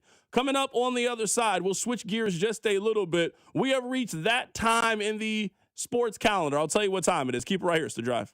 The Drive with Carrington Harrison on your home for K-State Athletics. 96.5, The Fan. I'm Piera Palazzolo, VP of Digital Marketing for the American Management Association, a company focused on the management training skills needed to enhance the careers of business professionals. We did our research when it came to the best companies for website development and chose AmericanEagle.com. And we couldn't be happier. AmericanEagle.com worked closely with us to understand the front and back end requirements needed to launch an e-commerce website that could handle the complexities of running thousands of seminars nationwide. Our robust new website and improved SEO saw immediate increases in site traffic and web revenue. If you're in need of managerial effectiveness and success, visit our website at amanet.org. If you're in need of a website that provides an unparalleled consumer experience, I highly recommend AmericanEagle.com. Transform your business today. Dial 877-WebNow1 for a free digital consultation with AmericanEagle.com. Country music superstar Luke Bryan. Live. Word on the Street Tour. July 9th, Morton Amphitheater. With special guests, Shane Prophet, Ray Lynn, Lauren Watkins, and DJ Rock. Tickets on sale Friday at 10 a.m. at LiveNation.com. Don't miss Luke Bryan in concert. Parker McCullum. Get the man I am. What kind of man do you need? Live 2026. Friday, July 31st, Morton Amphitheater. Multi-platinum selling artist Parker McCullum. Special guests Gary Allen and Josh Abbott Band. On sale now at LiveNation.com. Parker McCullum Live. Hey, it's Rob Britton from The Drive on 96.5 The Fan, and we're excited to announce the launch of Beyond the Pitch KC, a limited podcast series documenting the run-up to the World Cup with our friends over at 98.1 KMBZ. And Rob, I'm Scott Parks from Dana and Parks on KMBZ. Beyond the Pitch KC will feature the biggest names who made the World Cup in Kansas City possible, plus the biggest storylines heading into this summer's tournament. This is not a podcast about soccer. Don't get us wrong. This is a podcast about Kansas City. This is a podcast for Kansas City. And this is a podcast that'll tell the story of how our town is hosting the world's biggest sporting event. New episodes will be released every Wednesday starting on March 4th, as well as video clips that can be seen on 96.5 The Fan and KMBZ's social channels. Subscribe and download to Beyond the Pitch KC, a limited podcast series with myself, Rob Bretton, on the Odyssey app or wherever you get your podcasts. You still got it, but your immune system weakens as you age, making it harder to fight flu, pneumococcal pneumonia, RSV, and COVID-19. Ask your doctor or pharmacist which vaccines you need. Sponsored by Pfizer. Wish your life came with a warning app? That dog does not want to be petted. Well, life doesn't always give you time to change the outcome, but prediabetes does. Take the 1-minute test today at doihaveprediabetes.org. Brought to you by the Ad Council and its Prediabetes Awareness Partners. I'm Piera Palazzolo, VP of Digital Marketing for the American Management Association, a company focused on the management training skills needed to enhance the careers of business professionals. We did our research when it came to the best companies for website development and chose AmericanEagle.com. And we couldn't be happier. AmericanEagle.com worked closely with us to understand the front and back end requirements needed to launch an e-commerce website that could handle the complexities of running thousands of seminars nationwide, our robust new website and improved SEO saw immediate increases in site traffic and web revenue. If you're in need of managerial effectiveness and success, visit our website at amanet.org. If you're in need of a website that provides an unparalleled consumer experience, I highly recommend AmericanEagle.com. Transform your business today. Dial 877-WEB-NOW1 for a free digital consultation with AmericanEagle.com. You already listen to 96.5 The Fan, but are you following us? Our Instagram is loaded with show clips, breaking news, mock drafts, and content you can't get on the air, like Thy Royal Decree and Chiefs Take Tuesday. Go to Instagram, search for The Fan 965, and hit that follow button. If you don't do this immediately, Dusty has threatened to do a photo shoot in a bathing suit. Kansas City's FM sports station, 96.5 The Fan. Here's your traffic report on 96.5 The Fan. We've got a crash now downtown 670 eastbound on the ramp to Paseo. Be prepared to tap your brakes. Multi-car crash still working Shawnee. 35 northbound just past Shawnee Mission Parkway. It's the left lane blocked, and southbound very heavy as well. I'm Val with traffic on 96.5 The Fan. You're listening to 96.5 The Fan from the DM Injury Law Studios. Mike's got this. Car, truck, or motorcycle wreck? Remember, Mike's got this. 816-888-7500. Mike's got this. Subscribe to 96.5 The Fan on YouTube to watch the show from wherever you are. All right. This might actually be a terrible programming decision, but sometimes that's life. We're going to talk about the NBA and youth sports in this segment. Oh, it's going to be great. Let's start with the NBA. I would say that every year there are cycles of things. We have reached the what do you dislike about the NBA cycle of sports content. Let me tell you what happened. There's no football really to discuss. There's none. College football is over. The NFL is over. There's not a lot of news right now. College basketball on a day-to-day basis maybe doesn't generate the same buzz and excitement that it used to from a talking point, so the media got stir crazy. What are we going to do during this slow period?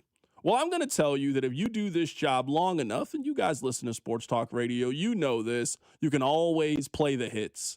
Right now, if I'm running low on content, Rob, you know what always gets the people going? A good downtown stadium update. You guys always got thoughts on that. If I'm struggling, man, we can always go ahead and use old Trusty. In the summer, you just randomly start doing Mount Rushmores when you run out of stuff to talk about. You just start randomly discussing whether or not Pete Rose should be in the Hall of Fame or steroids in baseball. You know, we all have those things. In the NBA, every year, always right before the All-Star break, we just find a new thing to complain about when it comes to the NBA. Now, sometimes it's real. Sometimes it's not. Did you notice how last year we spent all that time talking about the ratings of the NBA and how the ratings are up significantly compared to last year? No one's talking about it. I wonder why that is. Well, this season, it is tanking. Now, for those of you that don't keep up with the NBA, let me tell you what happened. The Utah Jazz had a lead going into the fourth quarter. The Utah Jazz then made the call to take all of their starters out. None of their starters played in the fourth quarter of the game. They lost the game. And now the media is all in an outrage about it. How can you do this? You've damaged the integrity of the game. Wait. We do not care about this. Since when do we care in the NBA that the Utah Jazz, who are 18-37, are not trying to win games? This is where I don't think we're being fair, because on one side, I hear fans talk about how you want to win championships. But then if your team's not good enough, I also hear from fans that the worst thing you can do is be stuck in the middle. Well, having the 8th overall pick in the NBA draft is being stuck in the middle. So your best chance to turn things around, if you are looking for a path to potentially fix things, is you got to figure out a way to get the number 1 overall pick or a high draft pick to change your organization's fortune. Because if we look at any of these small market teams that turn it around, how do they usually turn it around? They turn it around with either the number 1 or number 2 overall pick. Now, look at the Oklahoma City Thunder. Now, I know they traded for Shai Gilgeous-Alexander, but Chet Holmgren was the 2nd overall pick in the draft. When they got really good the first time, Kevin Durant, 2nd overall pick in the draft. Russell Westbrook, James Harden, all top 5 picks. That is your pathway of doing it in the NBA if you are not a team that is traditionally going to get free agents. We have to acknowledge that we have signed up for a system that encourages you to fail. We have signed up for a system where you have the opportunity to get the number 1 overall pick in the draft if your team finishes in last place. Not based on any work of your own. You're bad, so we are going to help you get good, and we are going to continue this cycle. Now, this is not a take to get rid of the NBA draft or any of these drafts. I understand the purpose of them. But as long as you have a system that incentivizes failure, people will fail if they don't have a chance to win. There is no league in which you can argue that all 30 or 32 teams are viable. Teams tank in the NFL. We just look at it very differently. Because of the inventory of games, they don't tank as early as they do in the NBA. But we can go through some of those rosters that teams were putting together for the final 3-4 weeks of the season. And trust me, there were some NFL teams that were quietly tanking. Now, the NBA certainly has its problems. I'm not here to tell you that the NBA is a perfect product. It certainly goes through its ebbs and flows. But the ebbs and flows are usually pretty easy to spot. This is how they go. In the beginning, everybody's happy that the NBA is back. Now we have this NBA Cup, and it kind of heats up a little bit. Then they go to Vegas. Then we stop talking about the NBA. Then they show up on Christmas, and we get great matchups. You get all the top teams, all the top players, all the celebrities are there. Oh, Christmas is fun. Then the NBA goes away because the NFL takes over for the NFL playoffs. And then we wake up and it's the trade deadline. Where's Giannis going to go? Where's John Morant going to go? This team makes a move. This team makes a move. Then we have complain about the NBA season. That's what we're currently in right now. Once we get done with complaining with NBA season, we'll wake up and March Madness will be here, and then we won't pay attention to the NBA. And then by the time we hear Luther Vandross sing, it's going to be, oh, wait, the NBA playoffs are here. Why don't I start paying attention to it? That is the cycle that we currently have in the NBA. The NBA has its own problems. I'm not here to argue that it's perfect. It has a perception problem. It has an effort problem. It has an inventory problem. It has a three-point line problem. It is not the perfect product. But I'm here to tell you that the problem in the NBA is not that the Washington Wizards are not trying to win or the Utah Jazz are not trying to win. We never evaluate our professional sports leagues based on what the bottom 5 teams are doing, because that same thing is happening in baseball. That same thing is going to happen this year in the NFL. You want to know how I know? If you start the season with Justin Fields as your quarterback, you are tanking. You're not trying to win. You ain't trying to win a championship. You certainly can't think you're trying to do that if that's the case. And the quarterbacks that teams are playing at the end of the season, you are not doing everything you can to try to win every game, because there's a system that's put in place that if you win this game, you get the 11th pick. If you lose, you get the 6th overall pick. Teams are positioning themselves to make sure that they lose. The Raiders were trying to lose for the final month of the season. We all knew it, and we all just moved on and talk about the teams. So why are we spending our time talking about Utah? Let's talk about how San Antonio has emerged as the second best team in the Western Conference, how we could be looking at a potential dynasty with the Oklahoma City Thunder. Jason Tatum tore his Achilles and is currently practicing and playing 5-on-5 basketball. The Knicks could win the NBA championship. The Cleveland Cavaliers just got James Harden. We are positioned, I think, for a very entertaining NBA playoffs. Now, the playoffs are going to take 70 days to complete, but we are positioned for a really good NBA playoffs. Now we're judging the NBA based off why isn't Utah trying to win? It just feels very dishonest to me, Rob. Isn't it just another example? And maybe we're the only show, not only on this station, but in America that talks about this. How the NFL just operates with a different set of rules. Because it seems like when the NFL has the same problem the NBA or baseball or whatever sport has, people bend over backwards and find excuse after excuse for, well, the NFL doesn't do that. No, the NFL's not doing that. No, that's not the NFL. The Raiders were tanking. The Jets basically traded all their good players last year, and guess what? They're going into this year with the idea of tanking because they want all the picks in 27. It happens in the NBA, and it's a see, no one tries. It's an effort problem. In baseball, the Astros straight up did it for multiple years to acquire enough talent to become a World Series team. And it was, well, that's just the only path for teams to be successful in baseball. When teams in football do it, like the Miami Dolphins, remember when Brian Flores was the head coach, they were tanking, but then they got caught because he did too much winning. People are like, well, you got to find the quarterback. Do whatever you can to find the quarterback. It just seems like too often in sports, the NFL gets a pass that other leagues don't.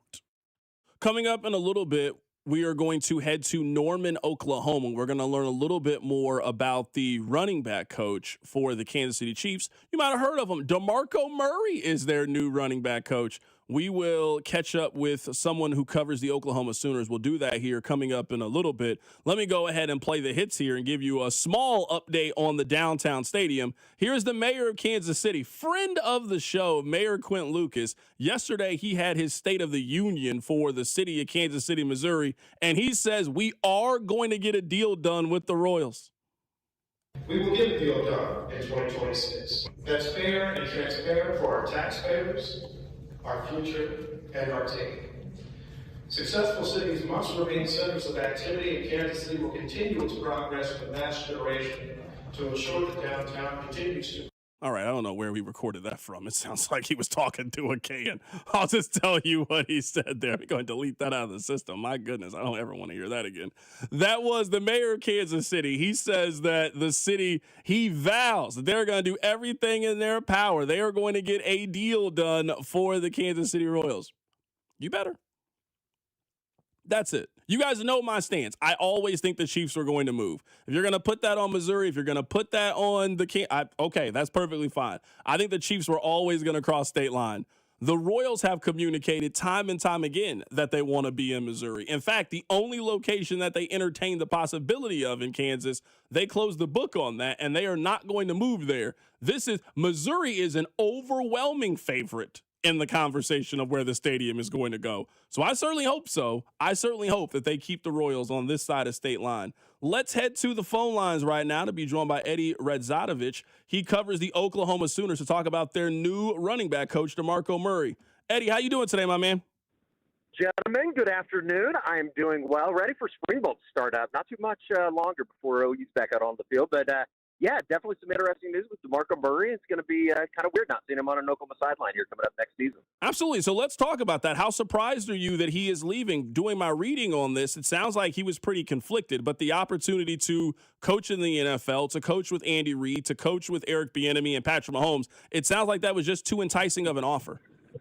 You nailed it. I think that this is something that it feels like almost every offseason here over the last couple of years, DeMarco's name's been in the news.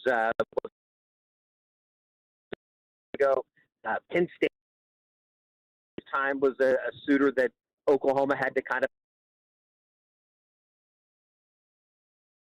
current contract, and say 2 years ago, it was a school that had come after DeMarco. So yeah, I think it's a little bit surprising. I definitely don't get the impression that this was something that he began the beginning of the year thinking that was going to be, coming to his forefront. But at the same time, I do think it's a great opportunity. And, I think anytime when somebody like an Andy Reid, and we had heard that he had basically contacted Brent Venables about a week ago if this was going to be something that, he could foresee happening.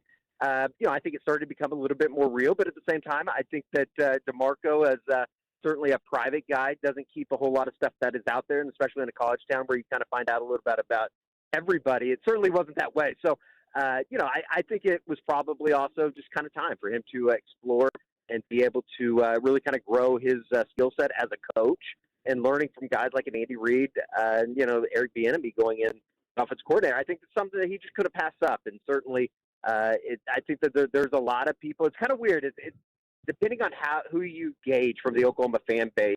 I think that some feel like they're really sad to see him go, and then I think there's some others that are ready to see a little bit more improvement in the Oklahoma running back room. That, I guess, sounds bad in a way, but at the same time, I think that there's a lot of people that are, extremely grateful and thankful for what DeMarco was able to bring from a coaching standpoint to Norman, not to mention what he did in an Oklahoma uniform 20 years ago almost now. So I was just going to ask you that there. So, for example, Brian Hartline, who was the wide receiver coach at Ohio State, who just got the job with UCF. Like, we don't got to go through all the wide receivers that he has been a part of and helping get them to the NFL. Are there a couple of players that you would say at Oklahoma, maybe they've gone on to the NFL, maybe you've seen them really develop in a Sooner uniform? Are there some examples that you point to? And DeMarco was very critical in getting that guy to the next level. I think that the one that comes to mind is probably Eric Gray. I don't think that there's necessarily anybody that you could just completely point to and say he was the reason that this guy got there. Ramondre Stevenson obviously has been good he was good in an Oklahoma uniform. That was more on the back end, or I guess it would have been the beginning of DeMarco. So not really. I say all that to say this. I think he's going to be a much better professional coach. And he was an extremely good recruiter.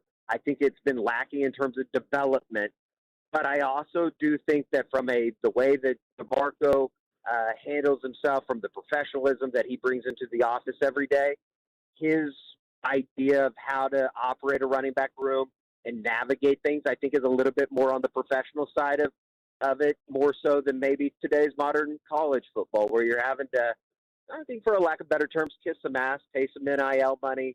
I think it's just going to work out much better from a professional level for DeMarco. So in that sense, I think Chiefs fans should be excited.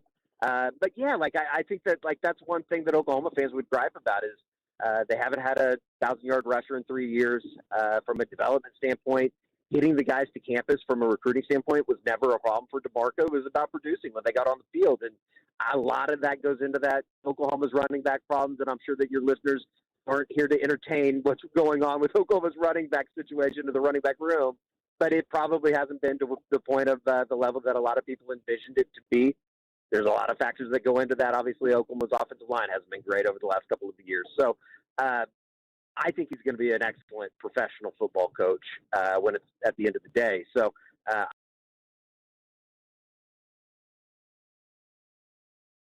roll off 5 guys like a Brian Hartline could, and guys that he developed and got to the league, it's probably not the same conversation. Eddie, I'll get you out of here with this last thing. I've never asked somebody who covers Oklahoma this question before. We talk about it a lot being in Kansas City with the Big 12 and the SEC. I mean, Oklahoma goes back Big 8, Big 12, a lot of connection to Kansas City, a lot of connection to this conference. How are OU fans enjoying being in the SEC? Love it. I think they love it. Now, this year's schedule is supposed to be the easier portion of the first 2 years. I think it's probably strength-wise, the 6th hardest schedule in the country. They obviously go to Michigan. That's not an SEC school, but I think they've loved it. I think that the passion for the sport of college football, for just college athletics as a whole, certainly lines up with those of the SEC. They haven't been able to I guess, do the SEC chance as much because the SEC hasn't had the level of success that they had with Alabama and Georgia here over the last 5-10 years. But certainly been a lot of fun. Definitely miss going up to the Fog for basketball. So that's definitely been a hit and a little bit different. But yeah, it's been cool. It's been cool to get out to some, from a coverage standpoint, getting out to some places that we hadn't been before from an Oklahoma perspective. They went to Tennessee in 2015, went back this past season. But it's been a lot of fun, and certainly excited for some of the road trips coming up next year, going to the Swamp for the first time. Between the Hedges and Athens is going to be exhilarating, but kind of some newfound territory that Oklahoma fans haven't been to, and it's been a lot of fun to kind of assimilate themselves with the SEC, although I do miss some of the Big 12 stomping grounds, whether it be Manhattan or Lawrence or any of the places up kind of your way. That is the Sooner Scoop on DeMarco Murray, who is the new running back coach for the Kansas City Chiefs. Eddie, great stuff, man. We appreciate you. Absolutely, anytime, and take care. Take care of my boy DeMarco as well as Creed Humphrey. Absolutely. Always a good dude. So have a good one. Absolutely. That is Eddie Radzatovich joining us on the show today. This is just coming out from the NBA. The NBA eventually expanding to 32 teams is starting to gain great momentum per Shams Charania. Las Vegas and Seattle are expected to receive franchises if NBA owners sign off this summer. Certainly no reason to believe that they are not going to sign off. The Grizzlies, Pelicans, or the Timberwolves, they would be the team that would move from the West to the East to help balance out the conference. Certainly makes a lot of sense. I think Minnesota just makes all the sense in the world. You can put them in the same conference as the Bulls and the Milwaukee Bucks and kind of build a rivalry in that way in the Eastern Conference. So it seems like we are going to expand the NBA. Vegas and Seattle are going to be the teams. Rob, I think you and I have always been in this place. This officially ends the NBA to Kansas City conversation, right? I mean, yes, this ends. To me, the conversation has always been over been for done. a long time. Yes, me and you might be the only people that feel that way, but yes, this officially ends it. Stop dead. But now that they are having serious conversations about expanding, and it is going to come to a vote. The NBA already does business in Las Vegas. The Summer League is in Las Vegas. The NBA Cup is in Las Vegas. It's a hub. It's very easy to get to. You got all those cities and teams out on the West Coast. They are going to do very well putting it there. They have been talking, like Seattle already has a building built specifically. They already have the land built for it. They have been positioning themselves for quite some time to get another NBA team. Kansas City is not being discussed in this. The NBA is not going from 30 to 34 teams. This should officially end the conversation. There is no chance, zero chance that the NBA is coming to Kansas City, at least not in our lifetime. No. If the NBA expands again, which I don't anticipate them going to 34, is Kansas City one of the top options then? Because, like, you figure Nashville would become another opportunity. Like, do they go back to a Vancouver, which they've been at in the past? Like, I have always felt like the NBA to Kansas City is to kind of tie the whole segment together. One of those, it's June, we got nothing to talk about. Oh, would you support an NBA team? 913-58. I don't think it's ever going to be a thing, and I think today officially stamps that it's not happening in Kansas City. Coming up on the other side, I want to play you guys this story about youth sports, because when I heard the number that families spend on youth sports, it blew my mind. We'll talk about it. Keep it right here. It's The Drive. You're listening to The Drive with Carrington Harrison. I mean, come on, guys. What are we doing here? On your home for Chiefs football, 96.5, The Fan. Why'd I go to the doctor? Working on the farm, my heart kept skipping a beat. I didn't think much of it, but my daughters made me get checked out. Turns out I have atrial fibrillation, which increases the risk of stroke about 5 times. Symptoms like irregular heartbeat, heart racing, chest pain, shortness of breath, fatigue, or lightheadedness can come and go. But if it's AFib, the risk of stroke remains. If you have symptoms, contact a doctor. I'm so glad I did. Visit notimetowait.com. Sponsored by Bristol-Myers Squibb and Pfizer. You know that Big Bargain detergent jug is 80% water, right? It doesn't clean as well. 80% water? I thought I was getting a better deal because it's so big. If you want a better clean, Tide Pods are only 12% water. The rest is pure, concentrated cleaning ingredients. Oh, let me make an announcement. Attention shoppers. If you want a real deal, try Tide Pods. Stop paying for watered-down detergents. Pay for clean. If it's got to be clean, it's got to be Tide Pods. Water content based on the leading bargain liquid detergent. I hope you're sitting down. The ACA Marketplace has announced significant increases on monthly premiums with deductibles over $10,000. You can enroll with Matt B. and KC at BBS Insurance's Freedom of Choice plan now. You don't have to wait. Their plan lets you use any doctor, has 0 outpatient deductibles, and it's 30 to 60% lower costs than most Obamacare plans. Also, there's no income disclosure required, so no potential tax penalties. If you are a small business owner or pay for your own health insurance, you're uninsured, you're on COBRA, or your employer coverage is just too expensive. Call Matt B. and KC for an instant quote over the phone at 816-205-4664. That's 816-205-4664. Or go to bbsinsurance.net. That's bbsinsurance.net. They will customize a plan chosen and managed by you, not the government. Straight Talk Wireless presents Pickup Truck Wisdom. Trust is earned. That's why I've stuck with Straight Talk. Same price since 2009 on Verizon's 5G network.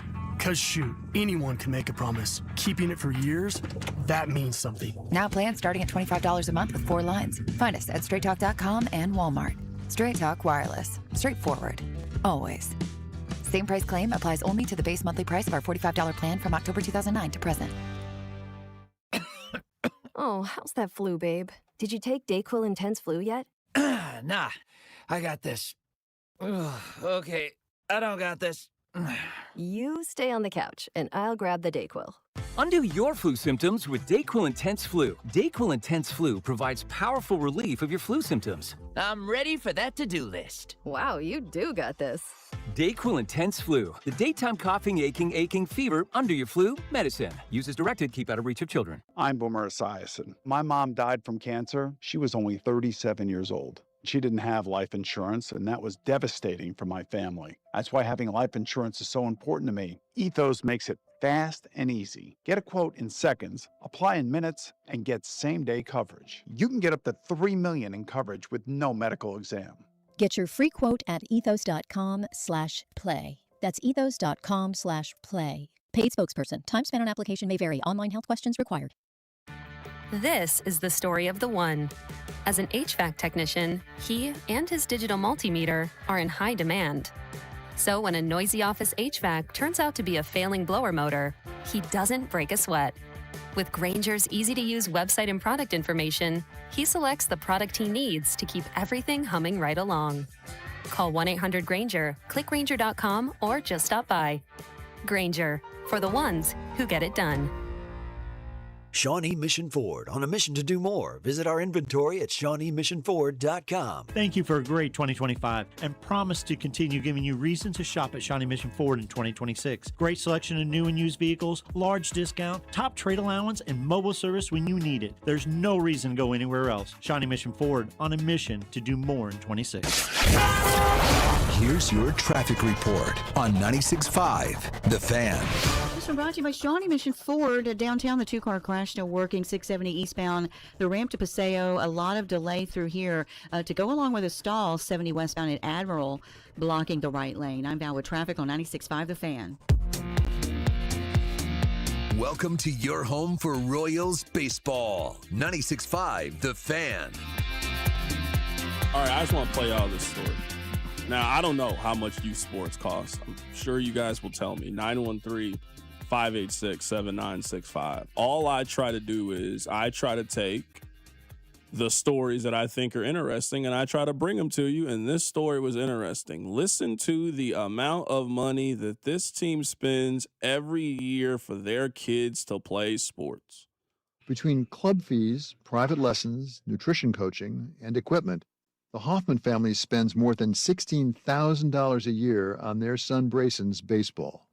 We would just make it work. I mean, sometimes there was points where when he was younger and first starting, before I got the job I have now, and we were traveling a little more than we traveled now, we didn't have cable because we put, that $100 a month towards ball for him.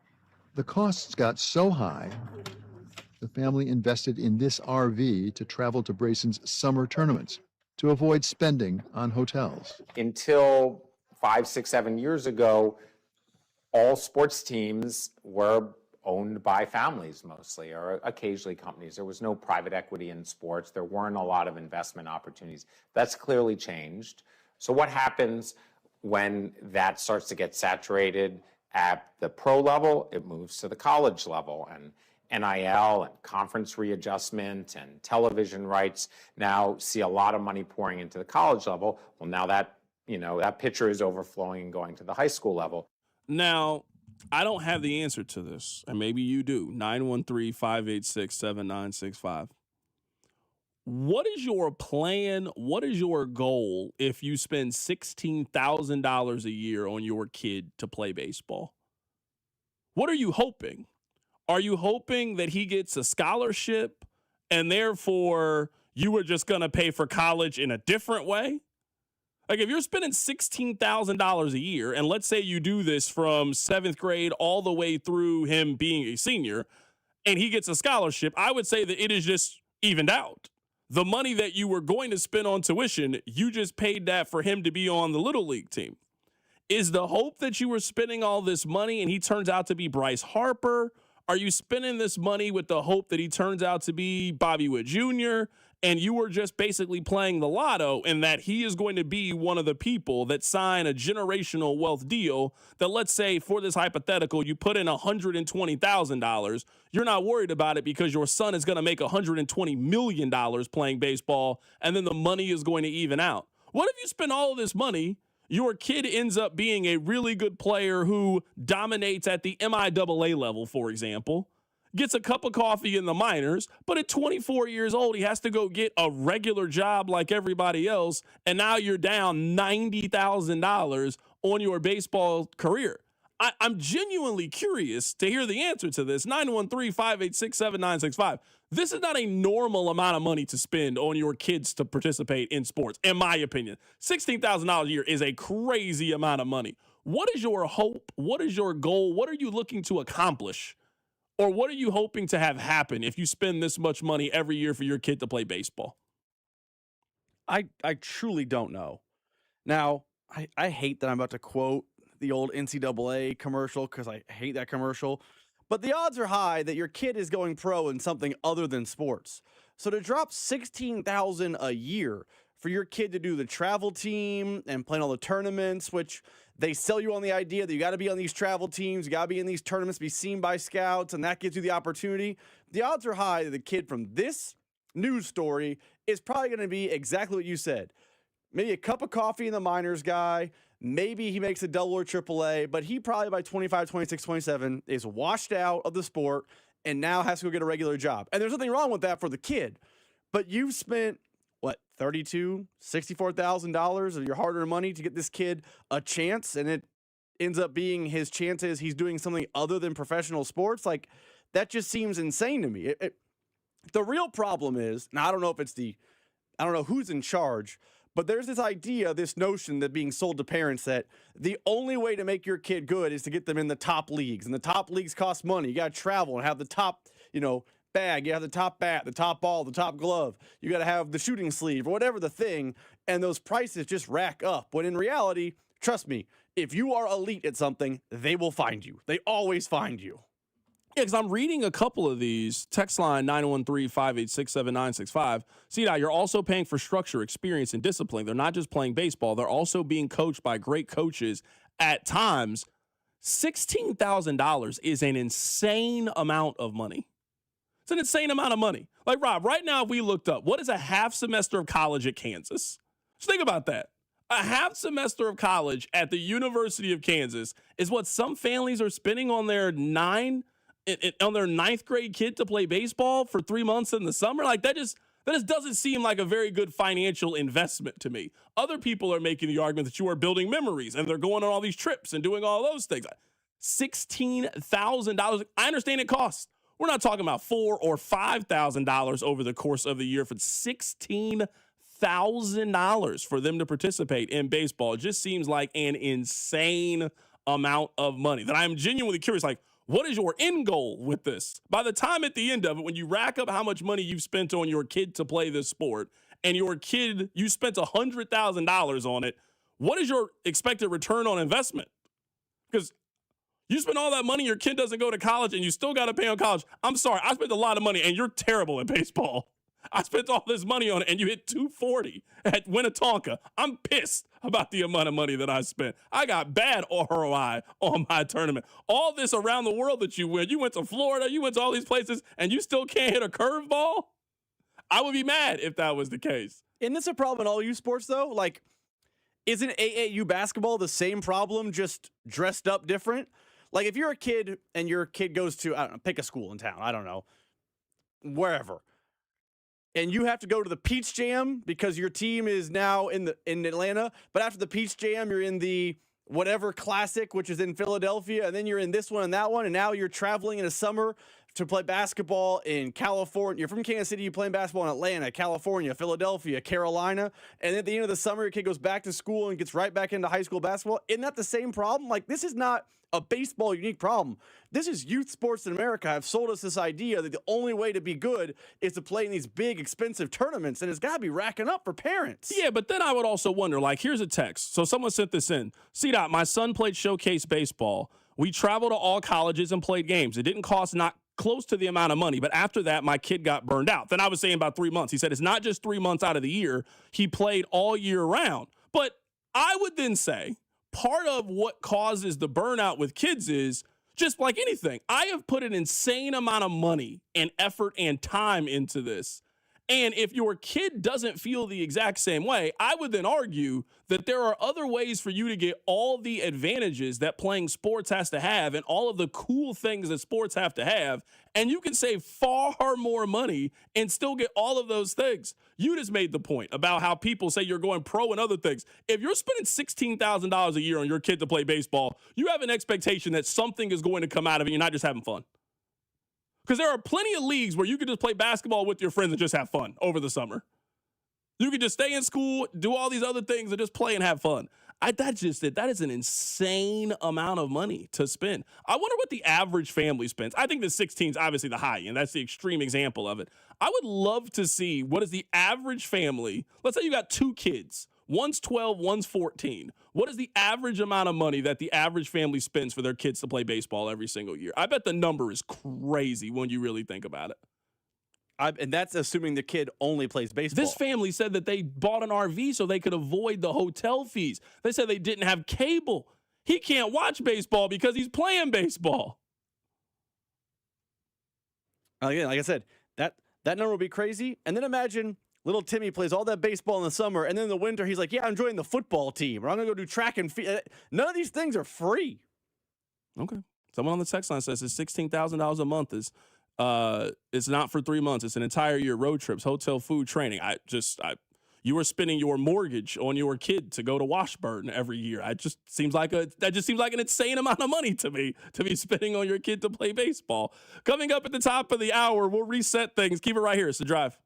The Drive with Carrington Harrison on Kansas City's only FM sports station, 96.5, The Fan.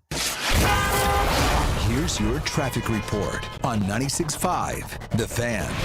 This one brought to you by Shawnee Mission Ford. We've got the 2-car crash still working, headed out of downtown, 670 eastbound at Paseo. That'll slow you down. Continue on. That's a crash with a car fire, 70 eastbound at Manchester. A scoot to the left through here. I'm Val with traffic on 96.5 The Fan. Why'd I go to the doctor? Working on the farm, my heart kept skipping a beat. I didn't think much of it, but my daughters made me get checked out. Turns out I have atrial fibrillation, which increases the risk of stroke about 5 times. Symptoms like irregular heartbeat, heart racing, chest pain, shortness of breath, fatigue, or lightheadedness can come and go. But if it's AFib, the risk of stroke remains. If you have symptoms, contact a doctor. I'm so glad I did. Visit notimetowait.com. Sponsored by Bristol-Myers Squibb and Pfizer. You know that Big Bargain detergent jug is 80% water, right? It doesn't clean as well. 80% water? I thought I was getting a better deal because it's so big. If you want a better clean, Tide Pods are only 12% water. The rest is pure, concentrated cleaning ingredients. Oh, let me make an announcement. Attention shoppers, if you want a real deal, try Tide Pods. Stop paying for watered-down detergents. Pay for clean. If it's gotta be clean, it's gotta be Tide Pods. Water content based on the leading bargain liquid detergent. Straight Talk Wireless presents Pickup Truck Wisdom. Trust is earned. That's why I've stuck with Straight Talk. Same price since 2009 on Verizon's 5G network. Cause shoot, anyone can make a promise. Keeping it for years, that means something. Now plans starting at $25 a month with 4 lines. Find us at straighttalk.com and Walmart. Straight Talk Wireless. Straightforward. Always. Same price claim applies only to the base monthly price of our $45 plan from October 2009 to present. Oh, how's that flu, babe? Did you take Dayquil Intense Flu yet? Nah, I got this. Ugh, okay, I don't got this. You stay on the couch, and I'll grab the Dayquil. Undo your flu symptoms with Dayquil Intense Flu. Dayquil Intense Flu provides powerful relief of your flu symptoms. I'm ready for that to-do list. Wow, you do got this. DayQuil Intense Flu, the daytime coughing, aching fever under your flu medicine. Use as directed, keep out of reach of children. Men, the new year is here, and if you're like many of us, you're ready to improve your health. But if you're feeling low energy, not sleeping well, or not seeing results in the gym, keeping that resolution can be tough. This is Jeff for Heartland Men's Health, and if those symptoms sound familiar, we can likely help. They often point to low testosterone, and treating low T is what we do. But this year, we're also helping men go further with 4 targeted body composition plans featuring growth hormone peptides, NAD+, GLP-1s, PDA, and more, designed to boost energy, support metabolism, enhance recovery, and accelerate fat loss. With our low T treatments combined with our body composition programs, most men notice real improvements: more energy, better focus, improved sleep, stronger workouts, and often a renewed sex drive as well. So call us. Your initial visit is just $99 and includes blood work and a medical consult. And if you start on treatment the same day, your visit is free. Call 844-447-6600 or visit heartlandmenshealth.com. Featured therapies are compounded and have not been evaluated nor approved by the FDA. Provider prescription required. See website for details. Why'd I go to the doctor? Working on the farm, my heart kept skipping a beat. I didn't think much of it, but my daughters made me get checked out. Turns out I have atrial fibrillation, which increases the risk of stroke about 5 times. Symptoms like irregular heartbeat, heart racing, chest pain, shortness of breath, fatigue, or lightheadedness can come and go. But if it's AFib, the risk of stroke remains. If you have symptoms, contact a doctor. I'm so glad I did. Visit notimetowait.com. Sponsored by Bristol Myers Squibb and Pfizer. You know that Big Bargain detergent jug is 80% water, right? It doesn't clean as well. 80% water? I thought I was getting a better deal because it's so big. If you want a better clean, Tide Pods are only 12% water. The rest is pure, concentrated cleaning ingredients. Oh, let me make an announcement. Attention shoppers, if you want a real deal, try Tide Pods. Stop paying for watered-down detergents. Pay for clean. If it's gotta be clean, it's gotta be Tide Pods. Water content based on the leading bargain liquid detergent. Hey, what's going on, guys? It's Mac Maury, and I wanted to let you know that I've started a new social media series called Mac's Minute. Real original, right? It gets released every Monday, Wednesday, and Friday on our station's Instagram and Twitter accounts, plus YouTube Shorts. I'll give you my best take in 60 seconds on the biggest stories in sports and Kansas City. Make sure to follow on Instagram and Twitter, and subscribe on YouTube. Watch Mac's Minute every Monday, Wednesday, and Friday on our social media platforms. This is Kansas City's FM sports station, 96.5 The Fan. Listen to the Royals Spring Training Opener on Friday, February 20th, starting at 2 o'clock right here on your home for Royals baseball. 96.5 The Fan, KFNZ FM and AM, HD1 and HD2 Kansas City, in Odyssey Sports Station. I do have this question, and we can move on from this. I am curious, kind of reading the text line. Now, this is not something I experienced, so this is just, I'm going off you guys' word here. Rob, one thing that is very interesting to me in playing this audio and going back and forth on the text line, if you missed it, here's a story about a family that they said that they spend $16,000 a year on travel sports for their kids. Between club fees, private lessons, nutrition coaching, and equipment, the Hoffman family spends more than $16,000 a year on their son Brayson's baseball. We just make it work. I mean, sometimes there was points where when he was younger and first starting, before I got the job I have now, and we were traveling a little more than we traveled now, we didn't have cable because we put, that $100 a month towards ball for him. The costs got so high, the family invested in this RV to travel to Brayson's summer tournaments to avoid spending on hotels. So this will be my question. And again, we can move on from this because I actually want to talk about the Super Bowl, and we got some numbers, and I think they're being kind of funny with numbers in some ways. Rob, one thing about youth sports that are very intriguing to me is everybody says that it's a racket, yet continues to sign their kid up for the racket. It's kind of to me like the idea of a timeshare. I don't know a single person that's happy with their timeshare. Everybody that I know is unhappy or wants to get out of their timeshare, yet there has to be people that are happy with it because they keep selling timeshares to people. Maybe that's a terrible analogy, but Rob, I'm reading the text line and people are talking about these exorbitant amount of money that they spend. They spent all this money and their kid woke up one day and was like, I don't want to do this anymore. I feel like in some ways we as the adults all acknowledge that this is a really bad system and in a lot of ways very unhealthy for kids. So then why do we continue to sign our kids up for this system when if the goal of this is for them to have fun, to understand how cool sports is and get all of the life lessons that sports have to offer, that doesn't cost $16,000. Some of you, your parents didn't spend that much money on you to play sports, and you had a great time playing sports. Man, I played basketball at Blue Valley. It was great. I had a great time with my friends, and your parents didn't spend nearly the amount of money. Now, they spent the time taking you to the games and practicing. You spent the time working on your game and getting all of those lessons. I'm just reading as many people on the text line. I feel like so many people understand that this is wrong, this is a racket, yet everybody voluntarily signs their kid up for the racket. It does feel like that.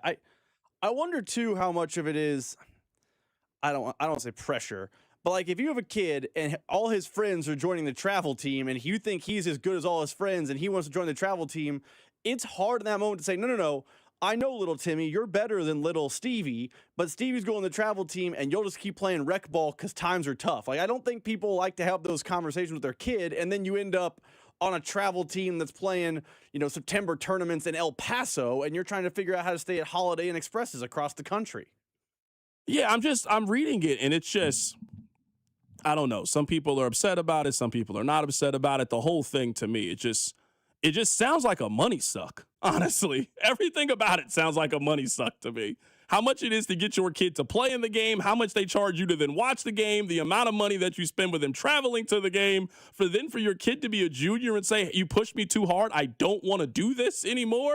Like, I'm sitting here reading it right now. CDOT, you're talking about my daughter's friend. Her parents easily spent $50,000 over the course of her life to play softball. She decided her senior year that she didn't want to do it anymore. She could have had a free ride. You could then argue that the amount of pressure and time that you spent on just not letting her be a kid and not letting her love the sport organically, it ultimately pushed her away from something she was really, really good at. It just seems backwards in a lot of ways, the way that we do this. I think this all the time with parents. And I'm not a parent, so I don't know. But I think a lot of times people do this with their kids, and it's wrong. They're trying to live out their dreams through their kids, and they think to themselves, I wanted to play baseball this bad. My kid likes baseball, and then by, sophomore year, realize, oh, my kid doesn't like baseball as much as I do, and now they're burnt out, and then you have a void to fill. I wonder if that happens. Yeah, I just also think there is a part of this is, it is a lottery now. It's a lottery. And if you are lucky enough that your kid is good enough, your kid can have their college completely paid for, which gives you a significant advantage. Like, there are some advantages where if you get really good enough at basketball or really good enough at swimming or whatever it is, now the NIL completely changes it, but it used to be, man, if you could start life at 22 years old and have zero student loan debt, you had a significant advantage over everybody else in life. So that's also one part of it. I would also say the lottery ticket, man, if your kid gets good enough and you are the 1% of the 1%, it doesn't matter. If you can just be the 1%, you want, and all of it was worth it. But I would also say, though, like, we don't really tell the story enough of the family that then pumped all of that money into it. And then like the person shared the story, man, you spent $70,000 on your kid to play youth sports. Your kid was 16 years old and one day just woke up and said, I don't want to do this anymore. Like, we don't really tell that story enough. For all the success story of we made it, small town, Christian Brown story, the Christian Brown story is the American dream story. He grew up in Burlington, Kansas. He got good enough at basketball. He moved to Kansas City to play basketball. He was the best player in Kansas City. He went to Kansas, went to the NBA. That is a 1 in a 1 million kind of story. I mean, a lot of people tried to be Christian Brown and failed at being Christian Brown. A whole lot of people failed at that. I mean, Christian Brown went to my high school, albeit well after I did. I can tell you my high school was filled with people who thought they were going to be Christian Brown. They thought, hey, I'm playing AAU. I'm going to play at Northwest. I'm then going to get a scholarship to Kansas, and I'm going to be in the NBA. And some of them made it like Baker or Ottawa, and there's nothing wrong with those schools. Some of them went to KU and played at the Rec. It is, I think too often we think the dream is for everyone, when in reality the dream is very niche. Have you seen, and we can move on from this, have you seen the numbers for the Bad Bunny show? I have. Are you talking about the YouTube numbers, or are you talking about the streaming numbers? What numbers are you talking about? Because there's a lot of numbers floating around in the ether. The television numbers. I think they're doing some fun with math with the television numbers. Now, ultimately, what does it matter? But if you really, really look at the data would suggest this is the biggest drop-off of people that started watching the second quarter of the game and then turned the game off during halftime. Now, I think there's a bunch of different reasons for why that is the case. I think some of it's the language barrier. I think some of it is the kind of music that Bad Bunny makes. I think there are the feelings towards Bad Bunny. I think there's all of those things. But if you really, really do a deep dive, and we know the NFL will do all the fun with math, in point numbers, and include all of these things. If you just look at the hard numbers, this is the biggest drop-off that the NFL has seen from the start of the second quarter to when the halftime show started since they have started recording these numbers. They saw about a 10 million viewer dip, around 7% from the top viewing of the game. It got me thinking this. I think the NFL has pretty clearly communicated two things to us, the American public. I think the first thing they have communicated is they are less and less enamored with traditional television viewing. Sunday at noon used to be everything. Sunday at noon is their least cared about time slot right now. They care a lot more about Thursday. They care a lot more about 325. They care more about Sunday night football. They care more about Monday night football. They bend over backwards for the streamers. They bend over backwards for Netflix. They bend over backwards for Amazon and Peacock. They do just about anything that the streamers want. It's a new revenue source for them. So I understand that we all like, man, I hate the fact that the NFL makes us pay for all of these kind of things. The NFL has told us pretty clearly, we don't care. We got you.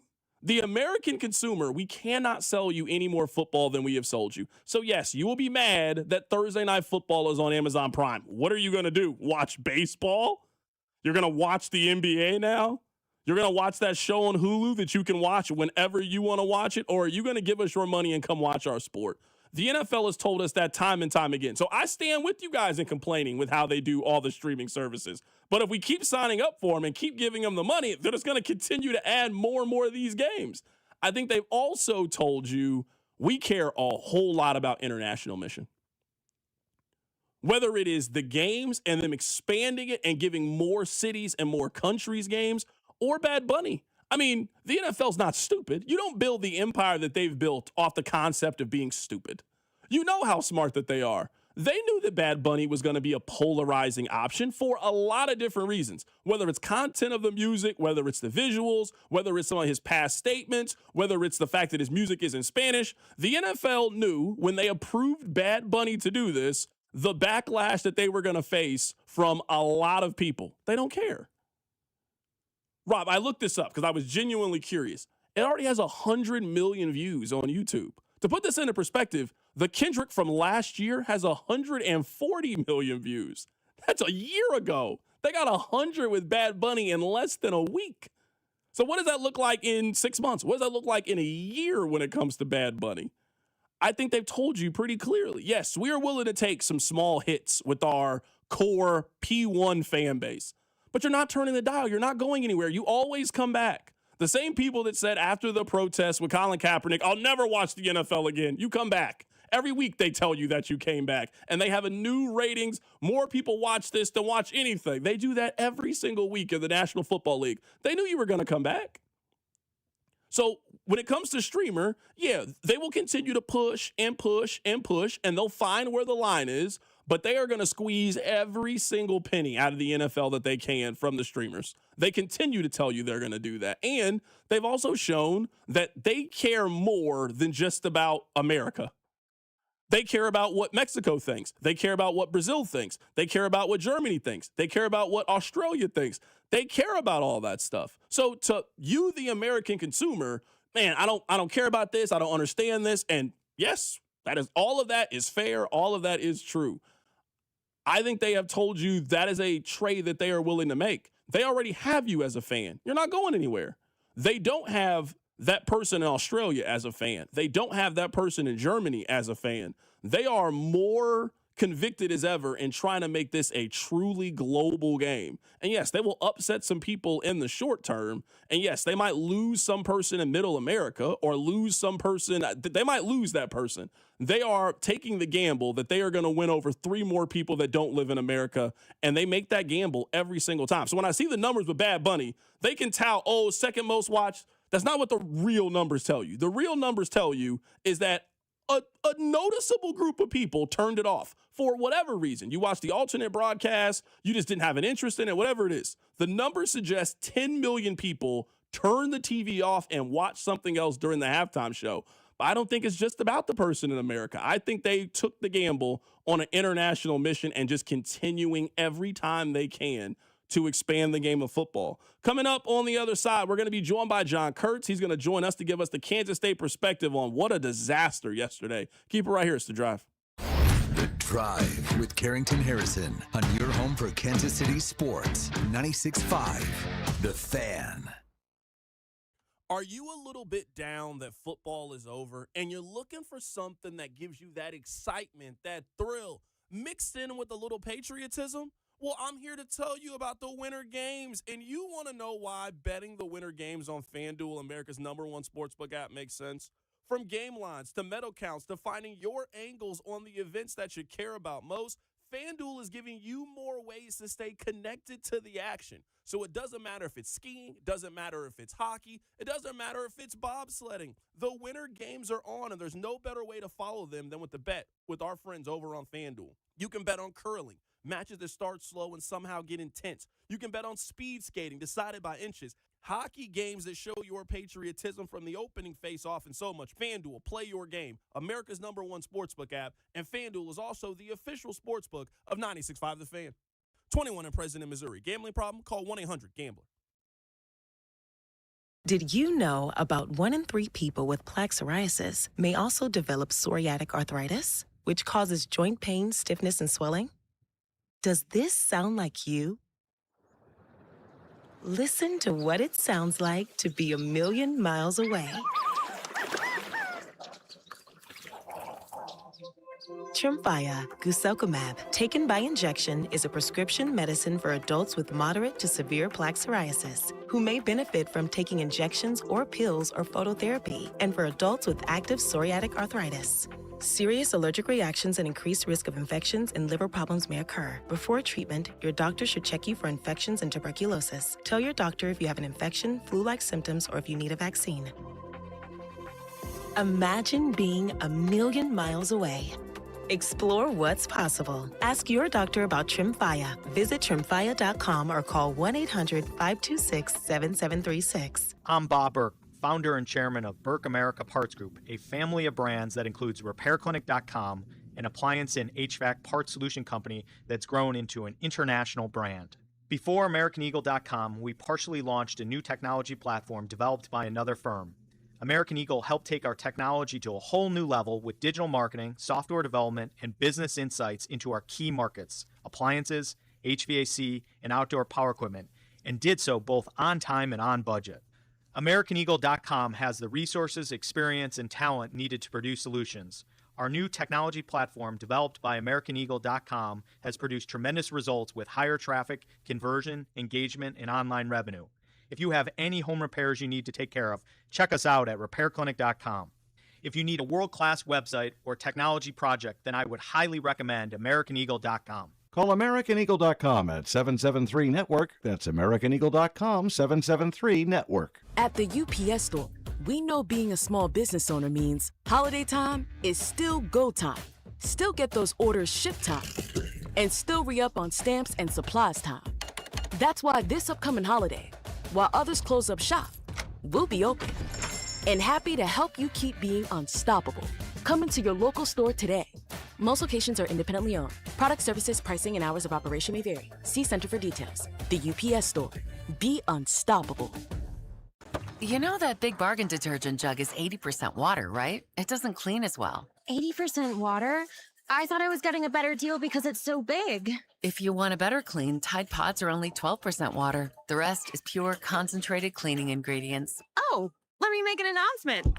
Attention shoppers, if you want a real deal, try Tide Pods. Stop paying for watered-down detergents. Pay for clean. If it's gotta be clean, it's gotta be Tide Pods. Water content based on the leading bargain liquid detergent. I'm Bob Burke, founder and chairman of Burke America Parts Group, a family of brands that includes RepairClinic.com, an appliance and HVAC parts solution company that's grown into an international brand. Before AmericanEagle.com, we partially launched a new technology platform developed by another firm. American Eagle helped take our technology to a whole new level with digital marketing, software development, and business insights into our key markets, appliances, HVAC, and outdoor power equipment, and did so both on time and on budget. AmericanEagle.com has the resources, experience, and talent needed to produce solutions. Our new technology platform, developed by AmericanEagle.com, has produced tremendous results with higher traffic, conversion, engagement, and online revenue. If you have any home repairs you need to take care of, check us out at RepairClinic.com. If you need a world-class website or technology project, then I would highly recommend AmericanEagle.com. Call AmericanEagle.com at 773-NETWORK. That's AmericanEagle.com, 773-NETWORK. Here's your traffic report on 96.5 The Fan. This one brought to you by Shawnee Mission Ford. We've got the two-car crash still working, headed out of downtown, 670 eastbound at Paseo. That'll slow you down. Continue on. That's a crash with a car fire, 70 eastbound at Manchester. A scoot to the left through here. I'm Val with traffic on 96.5 The Fan. You're listening to 96.5 The Fan from the DM Injury Law Studios. Mike's got this. Car, truck, or motorcycle wreck? Remember, Mike's got this. 816-888-7500. Mike's got this. The only place in town to hear the hypothetical button game is on The Drive with Carrington Harrison. I would say every day I am given examples that some of you just love sports more than I do, and certainly a lot differently than I do. Now, I have definitely been frustrated with my team before. Absolutely. We all have. Everybody has gone to a game in which your team's not that good. You're mad at your team. And at the moment's notice, you are ready to boo. You can't wait to boo and scream at the team. We all have been if you've been to a Royals game, you felt that way before. You know how mad you got to be at your team to walk into the venue with a brown paper bag, a bag that you already prepared at the crib. You already got the bag. You cut little holes out for the eyes. You coordinate it with other people, and you and your friends are about to put the bag over your head to watch Kansas State Cincinnati. You know how mad you got to be at your team in order to do that? I mean, you could have very easily just said, you know what, tonight, I'm just going to stay in the house. I mean, they got finals or something coming up. They got midterms or something coming up. If you're a student at Kansas State, I mean, I know there ain't a whole lot to do there. There definitely was something more to do than watch Kansas State Cincinnati yesterday.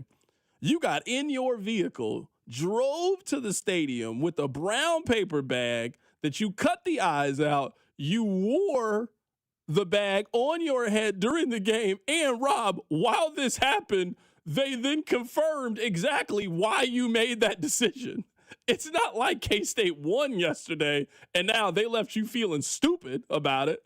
It's not like you did all of this. Kansas State surprised you and won 77-71, and now you got to be like, oh, man, well, maybe we're not as bad as I thought. No, you went to the game with the expectation of showing them how bad they were, and then they proved to you exactly why you went to this measure. What a crazy story. Yeah, I'd wear a paper bag, too, if I was them. Thanks a lot, fellas. God bless. Would you coach with one, Jerome Tang? I would love to see that. I'd donate to Kansas State Athletics right now if you would agree to put a brown paper bag over your head during the next home game. I'm sure there's other people that would also contribute to this donation if that's what you want to do. Your team played like it. Rob, how is it possible for you to get beat like that at home by Cincinnati? I understand if Arizona comes in there and gives you the beats. I really do. I get it. That makes sense to me. I understand Kansas a couple of weeks ago, conference game, rivalry game. They just had it in there. You know what? We're about to put the belt out today. Cincinnati did this to you? Cincinnati's 13-12. Cincinnati's terrible. That's not a good basketball team. They just showed up in your building and gave you a 30-piece at the crib? Come on now. You can't let this happen. You absolutely can't let this happen. Cincinnati lost to Eastern Michigan earlier this year. They lost to Eastern Michigan this year, and they came into your crib as a Session 1 basketball team and just gave you a 30-piece hot and ready? That's brown paper bag worthy for sure. I mean this seriously. I'm not disparaging anyone who did these things. That is the broke college kid equivalent of when they flew those banners over Arrowhead. Because the kids not only had Aldi paper bags, which is bad enough, did you see they took Sharpie and wrote notes on it so they were on TV? People, one of them said, donors, please help us. One of them said, can someone find $18 million? One of them said, we don't got dudes, Jerome. Like, they not only wore the paper bag as a message, they knew I'm being on camera and I want to add to the message. This is the Save Our Chiefs movement just by college kids who are trying to piece enough money together to get a 30-pack of Keystone. It's the same. Hold on. Let's gotta go back. Somebody wrote on their brown paper bag, we don't got dudes. See, remember when Jerome Tang got hired and he said, we got dudes? I remember. We don't got dudes.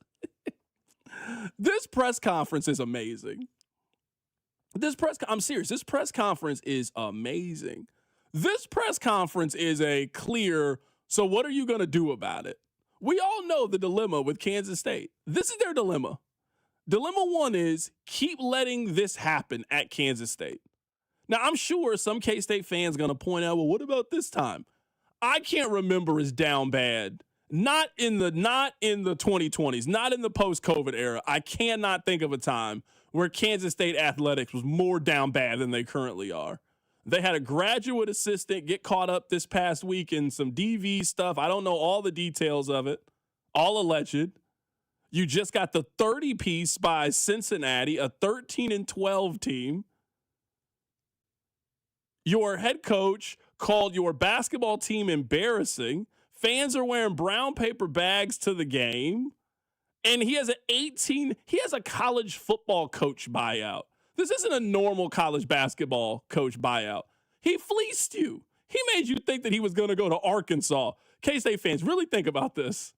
You think that they were going to hire Jerome Tang. Maybe they were going to hire Jerome Tang. Their plan B was John Calipari.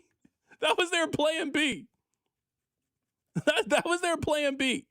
That'd be like tomorrow if you're like, you want to go to Chipotle? Like, nah. You're like, you know what? I want to go to Ruth Chris. Why'd you lead with that? You let them finesse you in thinking that they really wanted Jerome Tang. They then made you give Jerome Tang this insane buyout and all the leverage of the world, and then they went to hire one of the 10 best living college basketball coaches instead because his best friend's the CEO of Tyson Foods. You got finesse, you got played, you got hoodwinked, and now you got to give this man $18 million.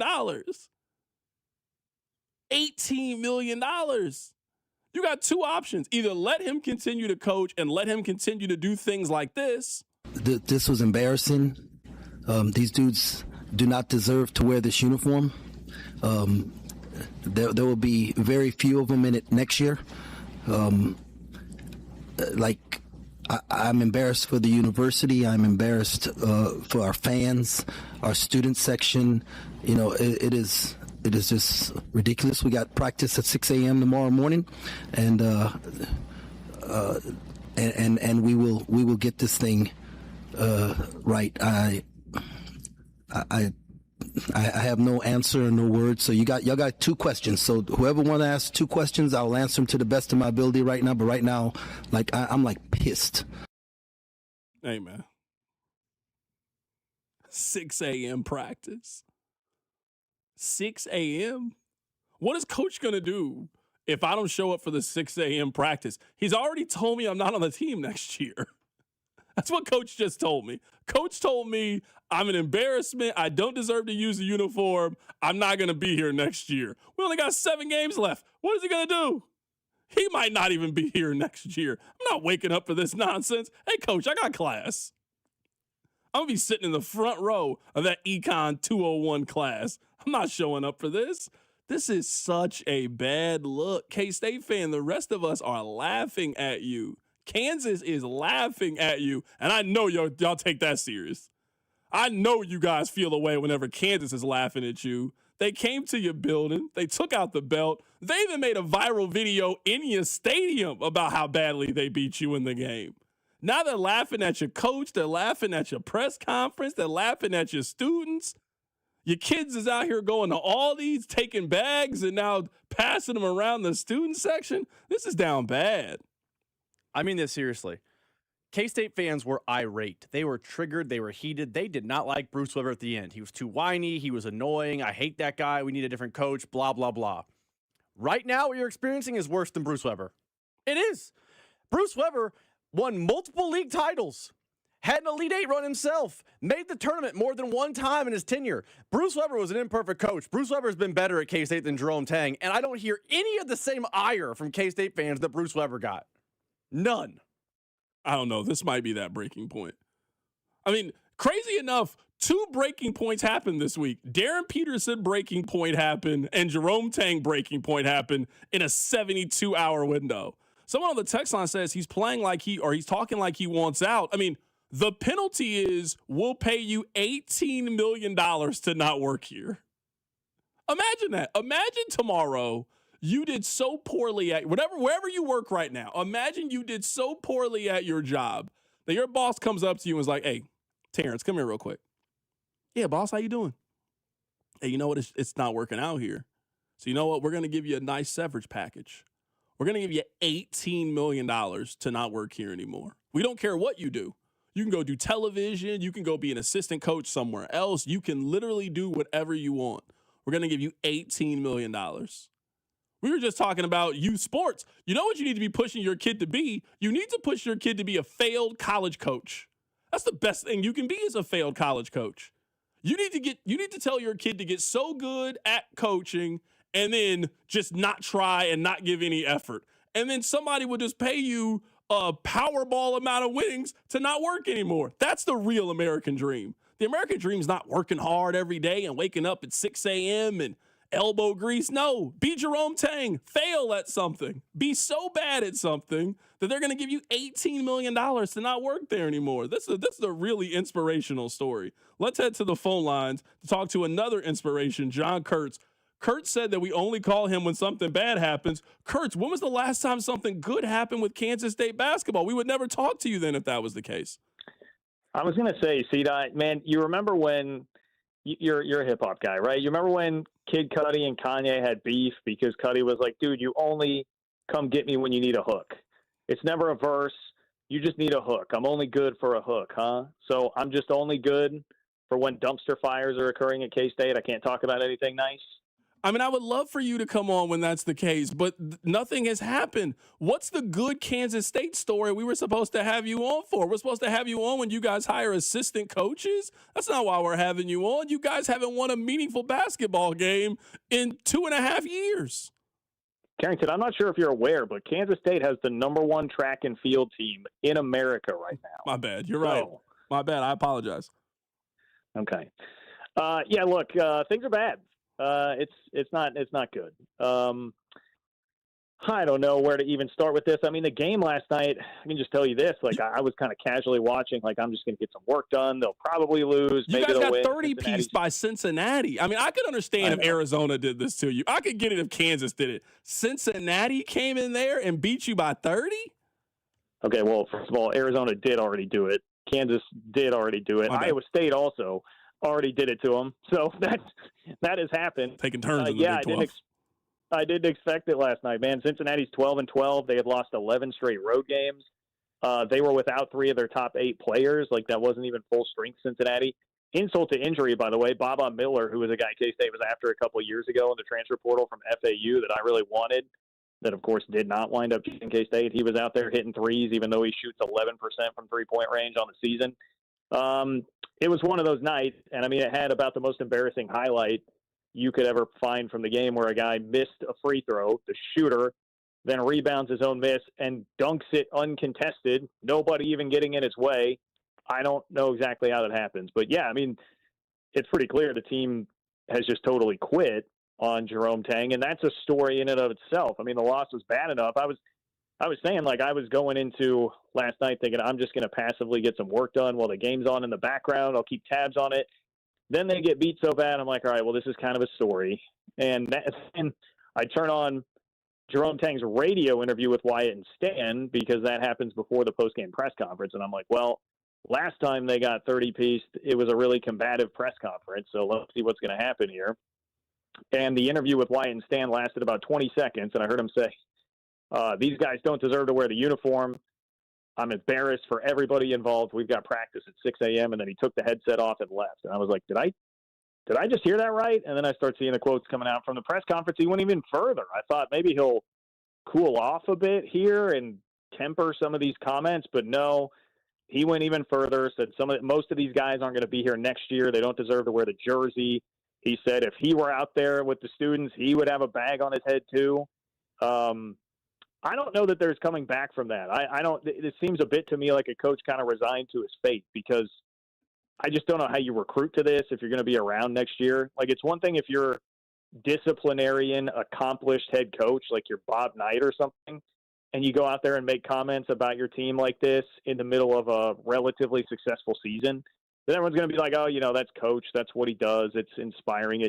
Jerome Tang does not have the clout or the respect to be saying that about guys.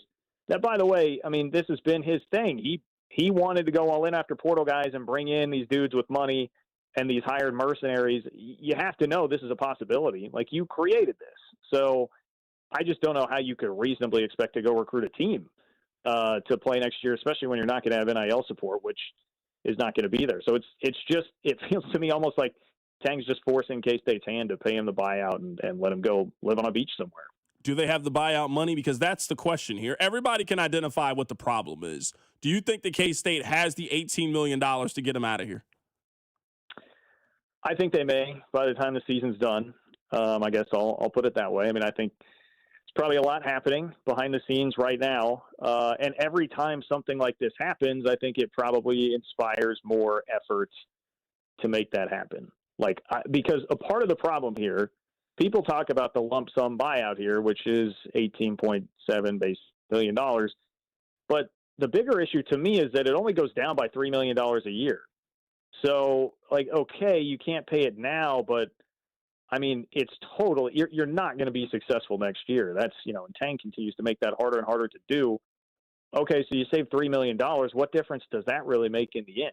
That's not really that significant.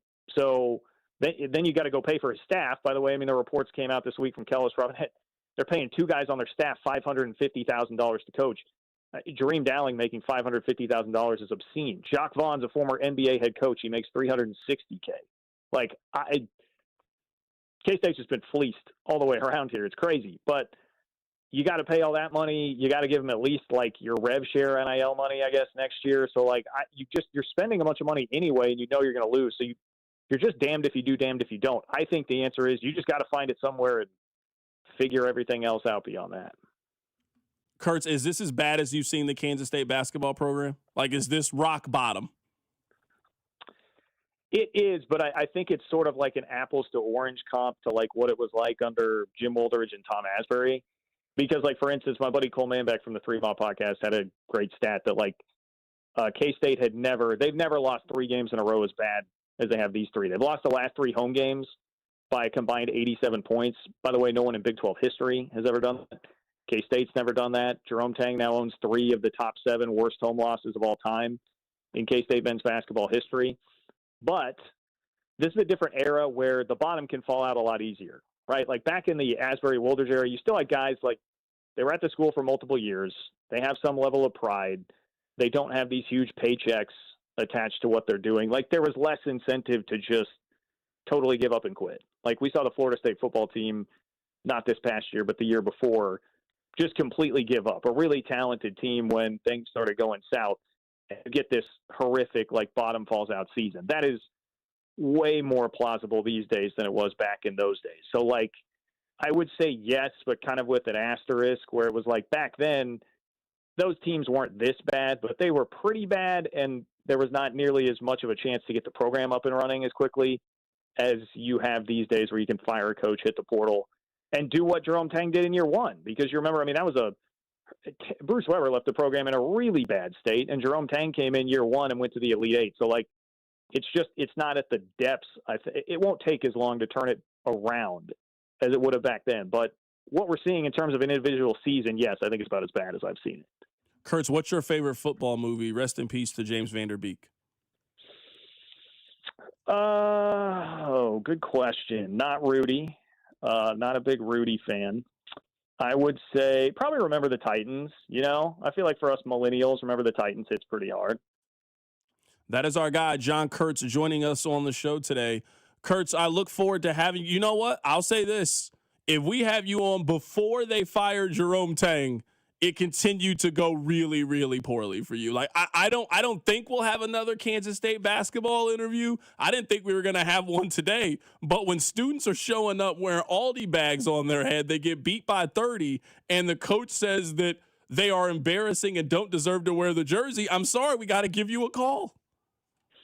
Well, CDOT, to quote the great movie Remember the Titans, the next time you call me and ask me to come on to talk about something negative about K-State, I will say, sir, yes, sir. Zero fun, sir. That is our guy, John Kurtz, joining us on the show. He is with the 3 Mile Podcast. Rob, whenever one of the two schools are just, because Missouri has had some low periods and Kansas State, which one of those schools warms your heart more? Are you more excited now what's happening with K-State, or are you more excited during the Kim Anderson Missouri era? See, I don't know there's one blanket answer because there's so many things to like about both. I think it depends on fan excitement. Like, most Mizzou fans knew this Kim Anderson thing's going to fail. So it's hard to rub your face in it. You saw it coming. Now, the Tang thing is different. K-State fans, they were believers in Jerome Tang. He went to an Elite Eight. He was jumping in the student section. Remember when he beat Kansas and he grabbed the microphone at Bramlage and said, "You don't storm the court, we expect to win." See, that's what makes this one fun, is that he was popping off like he had done something, and now he has more losing seasons than he does NIT appearances. That warms my heart. Coming up on the other side, something that will warm Rob's heart, Bill Self on the offensive about Darren Peterson. He says all of your text line narratives around the future #1 overall pick are BS. If you haven't heard it, we'll play it for you. Keep it right here. It's The Drive. The Drive with Carrington Harrison on your home for Chiefs football. 96.5 The Fan. I'm Bob Burke, founder and chairman of Burke America Parts Group, a family of brands that includes RepairClinic.com, an appliance and HVAC parts solution company that's grown into an international brand. Before AmericanEagle.com, we partially launched a new technology platform developed by another firm.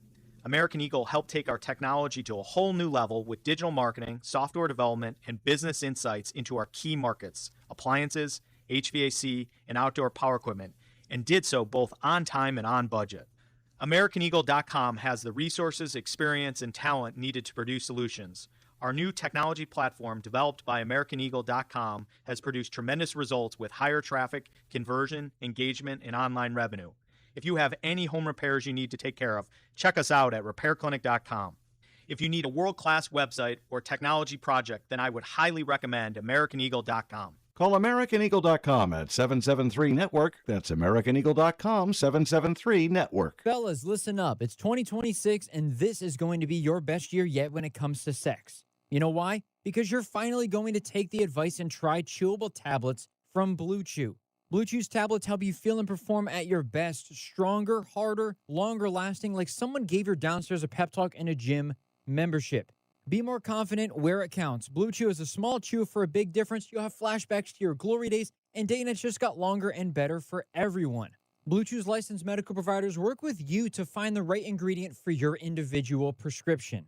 Just like how we love to watch the athletes that we root for show up during the game's most exciting moments, you should be able to show up when it matters during life's most exciting moments. You can discover your options at BlueChew.com and get your first month free when you use the promo code KFNZ at checkout. You just got to cover $5 for shipping. That's it. Go to BlueChew.com, use the promo code KFNZ, and get your first month free. Then you'll be ready to chew it and do it. Did you know about 1 in 3 people with plaque psoriasis may also develop psoriatic arthritis, which causes joint pain, stiffness, and swelling? Does this sound like you? Listen to what it sounds like to be a million miles away.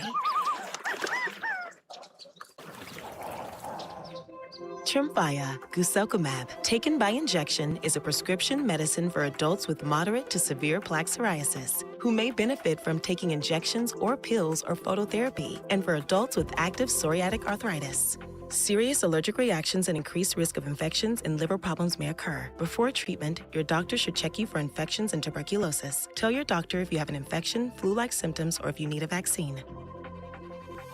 Imagine being a million miles away. Explore what's possible. Ask your doctor about Tremfya. Visit Tremfya.com or call 1-800-526-7736. Get in the zone, AutoZone.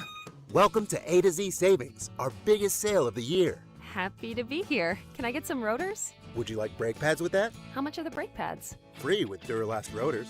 Free. Really? Really? Free. I also need some oil. Would you like an oil filter with that? Yeah. How much is that? Free with the oil. Free. Really? Really, free. It's part of A to Z Savings with hundreds of deals. From A to free.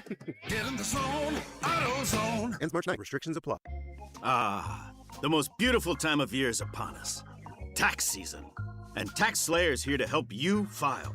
We guarantee 100% accuracy and your maximum refund. Those are some good numbers. And you can trust me, because I'm a talking calculator. Did I mention Tax Slayer even has support from real US-based humans? If you have any questions along the way, beat the rush and start for free today. Tax Slayer. File fearlessly. Hey Royals fans, it's Vern. It's February. You know what time it is. Spring training meant Royals baseball is back on 96.5 The Fan. I'll be down in Arizona with the boys in blue, joining all 3 shows throughout the week. I'll have my hot stove show every Thursday night at 6 o'clock. And if you can't be there and surprise with me, I'll post videos on 96.5 The Fan's social media accounts, so you don't even need to leave the couch to watch your favorite players in action. This is your home for Royals baseball, 96.5 The Fan. Here's your traffic report on 96.5 The Fan. Multi-car crash near Shawnee, 35 northbound as you approach 635, right lane blocked, and a stall with huge backups, left lane blocked, 435 eastbound down at Naw. I'm Val with traffic on 96.5 The Fan. Follow the station on Instagram at TheFan965 for giveaways and behind-the-scenes content. Rob, let me tell you the most popular shows on streaming services for the last week. Someone on the text line asked if you have seen the Nicolas Cage Spider-Man trailer. I'm assuming that you have seen it. Are you going to watch it in color or black or white? I'm going to watch black and white. I want to see the noir version. I wasn't sure. I saw that they're offering that up as an option. Let me give you the 5 most popular stream shows this week. Number 5, The Pit. You can catch that on HBO Max. I'm currently watching that show. Number 4, The Rip, the movie. Have you seen The Rip? I have seen The Rip. Have you seen The Rip yet? I've not seen The Rip yet. You'll like The Rip. Okay. Number 4 is The Rip. Number 3, Landman. Number 2, Stranger Things. Number 1, His and Hers. Hey! That was the most popular show on streaming this past week. I like His and Hers. I was a fan. Okay. I'm always here to just give you the information. I just want to let you know what the people are watching. The people were watching His and Hers the past week. You finished it, right? I did. I finished it. I'm making sure. I wasn't sure. I don't want to talk about it on air. I have thoughts about the ending. Yeah, of that show. I'm not here to spoil it for anybody. Exactly. I would encourage you to watch it, but no, both of us have finished the show. All right, so we were talking about Jerome Tang. They got their own problems. Yeah, I'd wear a paper bag too if I was them. Thanks a lot, fellas. God bless. So Bill Self, he met with the media. Is this from Hawk Talk? Where is this audio? He met with the media today ahead of the Iowa State game. Okay, so Bill Self met with the media, and he is mad. He has heard what you guys have been saying about Darren Peterson. He says that he has been on the Twitter, he has been on the TikTok, and he's tired of the things that people have said about Darren Peterson. Here is Hall of Fame head coach of the University of Kansas, Bill Self. You know, this is I'm not a social media guy, but I have gotten on X and read some of the things and narratives that are out there about him, and it's really not remotely true. The thing about it is, when you're honest, people don't believe you, and when you tell, then you don't comment on it, people create their own narratives. And you know what? I do the same thing about things I don't know about. Well, it must be this, geez, it has to be that if they're not going to talk about it. But here's the bottom line. Was his hamstring legit? Hell yes. Would you risk injuring it more in November? No. Was his cramping legit? Yes, positively it was. Did he turn his ankle bad to the point where he couldn't practice for 9 days and then practice one day and play BYU? Yes. And that was adrenaline kicking in the BYU game. And then, of all things, he gets sick. And this is what blows my mind. Well, he didn't play because he's sick, isn't a big deal. But he didn't play because he was sick when he didn't play the other games, added together, becomes a big deal in people's minds. He's got a string of bad luck. But was he sick? Yeah, he's sick enough he couldn't practice. But he said he was still going to give it a run. And he came to shoot around, and he gave it a run. And he went out before, and he gets lightheaded, and I walk in, and the doctor says, Bill, he's not going to be able to go. But the negative is that people saw him out there. What could have happened between being out there and not playing? Yeah. Bottom line is he was just trying to see if he could go. I mean, if he wanted to run from it or hide from it, he wouldn't have gone out there. So the narrative is BS. That was Bill Self talking about Darren Peterson. Okay. Couple of things. I'm not saying that it is impossible. But what Bill Self just described then, he is the unluckiest player that Bill Self has coached at the University of Kansas. It's that simple then. You're telling me you think he is the unluckiest player. I don't disagree. Now, I can't speak for everybody, but I think most rational people would also agree with those things. I believe that Darren Peterson had a hamstring issue. I believe that Darren Peterson dealt with cramps. I believe that he twisted his ankle. I believe that he had the flu. I don't think that Darren Peterson was 100% and just woke up and said, you know what, I just don't want to play today. I'm already a millionaire. I don't believe that. I think what a lot of people are questioning is, why is he unable to play through these things when that is the expectation of athletes? I think everybody is dealing with something. I think that everybody is dealing with a hamstring, a knee, a quad, a sickness, a cold, a something. That's life. I would also say that's being an athlete. And what I think people are coming to the conclusion of, and even people like myself who have been on the side of it, is if Darren Peterson can usually take the easy way out, he will. I think Monday not playing is the easy way out. And he opted to take the easy way out. So I'm not here telling you that I think Darren Peterson made up an injury or faked being sick. I absolutely believe that he's sick. But the expectation of athletes is you need to go take some Theraflu and NyQuil and get out here and go play basketball. And I don't think he was willing to do that. I think the hamstring injury, yeah, it's a little bit uncomfortable, but I think you got to want to push through it to be there for your guys, and I think he opted out. I think the cramp issue, maybe I could go back out there and I could help my team a little bit. I mean, he seemed to be able to help them enough in the TCU game to come in and knock down 3 free throws. He was healthy enough to take the final shot of regulation. That was all he could do. He couldn't do anything else for the team. I think that's what people are seeing. It feels very selective at times. He gives you the most incredible first half against BYU. He then has a little bit of discomfort. He then looks over to the sideline and then just determines, I'm done for the day. I think that's what people are seeing with Darren Peterson and why the narrative is there. I think Bill's created some of this. I've told you guys this from the very, very beginning.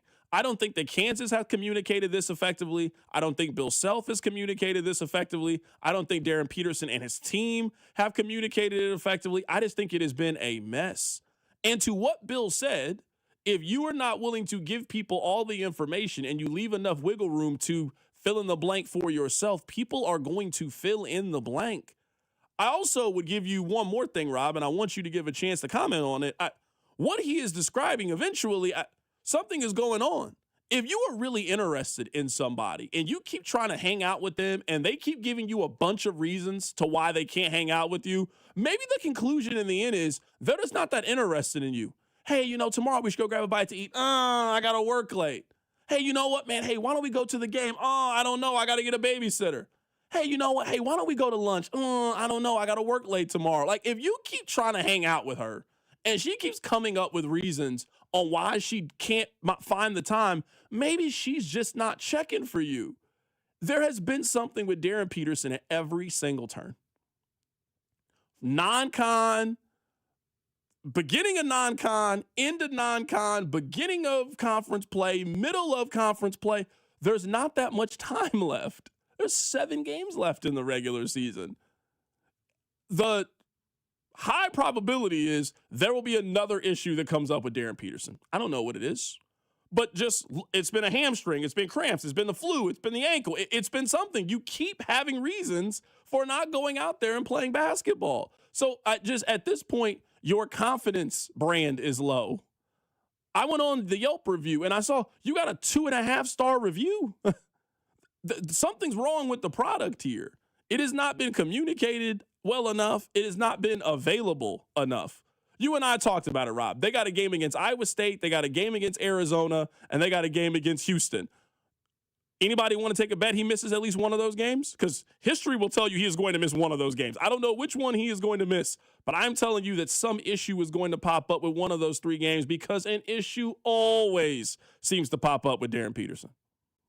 I'll say this. I agree with you largely, but let me ask this question to be devil's advocate. If he was just, and this is a question not for you specifically, but more for the people who just think he's trying to cash a paycheck and then go to the NBA. If Darren Peterson or any top prospect was just trying to coast through and make it to the NBA, why would they ever even play college basketball? If his agent, who has become villain number 1 in Lawrence, is really just trying to protect his draft status, why would he have ever committed to Kansas? Darren Peterson was going to be the number 1 overall pick in the draft, whether he played a minute in Kansas or no minutes at Kansas. He's going to be 1 or 2. He was always going to be one of the top picks. So I think it's possible Bill Self's 100% correct. He's had a very bad string of luck. I also think you're correct. I don't think he's been pushing through injuries because he has his eyes on a larger prize. But the idea that he's just on the roster to cash a check and only interested in the NBA, I disagree with that notion because he doesn't need to be on a roster to make the NBA. He was always going to make the NBA. And the fact that, and Matt Tate said this, you can go back and listen to the podcast page, his teammates and coaches continually stick up for him does say something to me that maybe it is just a string of really terrible luck for the kid. Rob. It's possible. You're right. What would you guess? Would you guess that it's that, or at the end of this Kansas basketball season, we will finally get the what went wrong with Darren Peterson story? I don't think KU's too good at bearing those stories. There's no way that story comes out. People talk, and you and I both know that. KU is like the Chiefs, like the mafia. That story doesn't come out. They never had no situation like this before either. This is bad. They had it with Remy Martin, but then they won the title. Yeah, this one is bad. That's true. Way worse than the Remy Martin situation. Now, that one got buried because of 100%. They won lost at the the end. Elite Eight or something. Maybe that story comes out. And the issues eventually stopped. Remy started playing for the Big 12 tournament. He started playing for this. So one of the text lines says, CDOT, he's talking to you and Fescott. That's more than fine. That's perfectly fine. I'm here to tell you the calls are also coming from inside the house. It don't matter what I think. KU fans feel the way that I feel about Darren Peterson. So maybe it's, MU fan, you're a hater. Kansas has had 24 games. He's missed 11 of them. He's missed 11 of them. The call is coming from inside the house. Coming up on the other side, we have Matt Verderam on the show. We'll go through some of the top stories with the Chiefs offseason. Keep it right here. It's The Drive. The Drive with Carrington Harrison and Rob Brenton. You losers is what you are. On your home for Kansas City sports. 96.5 The Fan. Here's your traffic report on 96.5 The Fan. A multi-car crash blocking the right lane. Big backups. 35 northbound at 635. You've also got on-looker delay southbound side as well. And then a stall mixed in southbound side 35 on-ramp at Antioch. So huge delays in this area. Just know to expect a few extra minutes through there. We've got 435 northbound at Stadium. Right lane blocked. I'm Val with traffic on 96.5 The Fan. Hey, folks, it's Carrington Harrison from The Drive here. Many men remember their first time. Not that first time. I'm talking about the first time that erectile dysfunction ruined that special moment. And if you're over 50, then the chances are then you've experienced this before. That first time can be frustrating. It can be a little bit embarrassing. But here's the good news. At Heartland Men's Health, that first time can also be the last time. Heartland Men's Health specializes in treating ED when the pills and herbals fail. With a success rate of over 90%, many men see results just after one visit. So your first visit is just $99, which includes a consult, lab work, and if medically advised, you get a test dose. And if it doesn't work right there in the office, then your visit is on the house. So don't let ED define your sex life. Call my friends at Heartland Men's Health today at 844-447-6600 or check out the website, heartlandmenshealth.com today. You can also stop by and visit any of the 3 area locations, Overland Park, Independence, and North Kansas City. Be sure to stop by Heartland Men's Health. Shawnee Mission Ford, on a mission to do more. Visit our inventory at ShawneeMissionFord.com. Thank you for a great 2025 and promise to continue giving you reason to shop at Shawnee Mission Ford in 2026. Great selection of new and used vehicles, large discount, top trade allowance, and mobile service when you need it. There's no reason to go anywhere else. Shawnee Mission Ford, on a mission to do more in 26. Hey guys, it's Rob Brennan from The Drive on 96.5 The Fan, and we're excited to announce the launch of Beyond the Pitch KC, a limited podcast series documenting the run-up to the upcoming World Cup with our friends over at 98.1 KMBZ. And I'm Scott Parks from Dana and Parks on KMBZ. Beyond the Pitch, KC features the biggest names who helped make the World Cup in Kansas City possible. And there was a lot of work, plus the major storylines heading into this summer's tournament. This is so much more. This isn't just a podcast about soccer. No, you're right, Rob. It's a podcast about Kansas City, for Kansas City, telling the story of how our town is hosting the world's biggest sporting event. New episodes drop every Wednesday starting on March 4th, along with video clips that can be seen on 96.5 The Fan and KMBZ social channels. So make sure you subscribe. Download Beyond the Pitch KC with Rob Brennan and myself, Scott Parks, on the Odyssey app or wherever you get your podcasts. At the UPS Store, we know being a small business owner means holiday time is still go time. Still get those orders shipped time. And still re-up on stamps and supplies time. That's why this upcoming holiday, while others close up shop, we'll be open. And happy to help you keep being unstoppable. Come into your local store today. Most locations are independently owned. Product, services, pricing, and hours of operation may vary. See Center for details. The UPS Store. Be unstoppable. I built this business the old-fashioned way. Hard work and a whole lot of spreadsheets. Yeah, about that, I upgraded us to Odoo. Odoo puts everything we need, sales, inventory, accounting, on one connected platform. No more juggling systems, no more headaches. So it all works together? Exactly. Odoo is the all-in-one business software that makes running and passing on a business easier than ever. Take your business into the next generation. Try Odoo free at odoo.com. That's ODOO.com.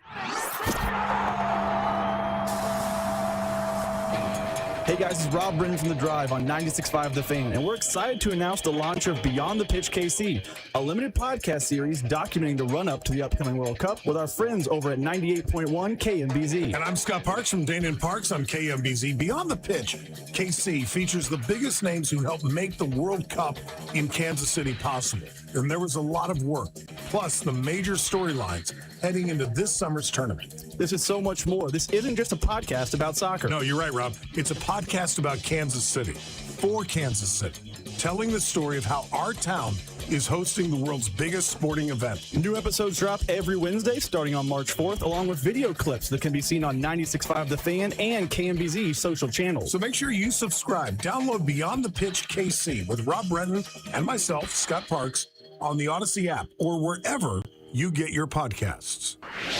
Beyond the Pitch KC, a new podcast hosted by Scott Parks and Rob Brenton, telling the stories behind the World Cup in Kansas City. Starts Wednesday, March 4th on the Odyssey app or wherever you get your podcasts. 96.5 The Fan, KFNC FM and AM, HD1 and HD2 Kansas City, in Odyssey Sports Station.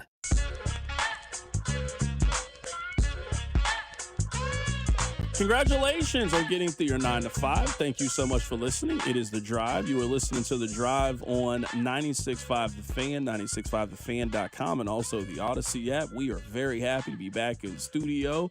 Rob and I, we are now socially distanced. We got our 6 feet from each other. Happy to be back in studio. Shout out to our friends over at Heartland Men's Health. Very happy that they had us out there yesterday. Coming up in a bit, we're going to make hit number 1, Matt Verderam. We talked to him about the Chiefs offseason. We'll play the best of that here for you coming up in just a little bit. But, Rob, before we do that, let's talk about the top story. The top story is Kansas State. If you missed it, this was the analogy that I made.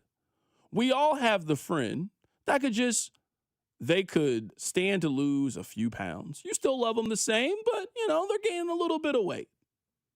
And your friend also understands that they're gaining a little bit of weight. And your friend says, you know what, man, I know I'm going to diet. I'm going to eat right. I'm going to start exercising. I'm going to get up. I'm going to do my 10,000 steps. I'm going to go get a membership. I hear you. And you support your friend. Hey, I'm on your same side. Hey, I'm here.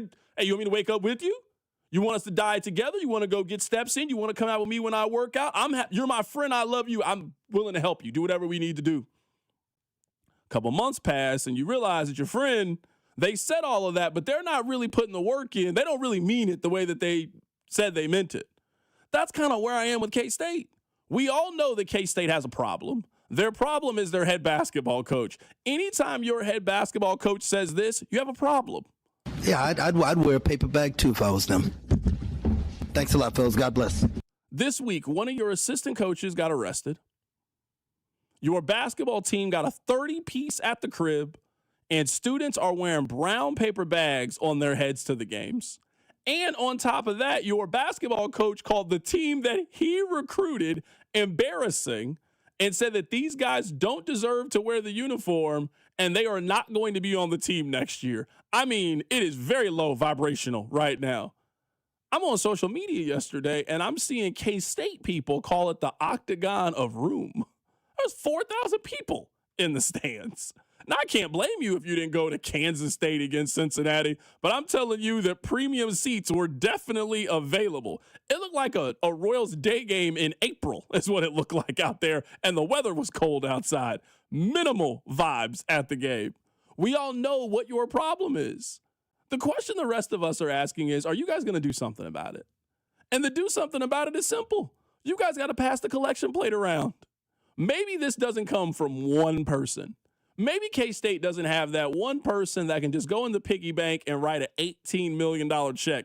You guys got to figure something out.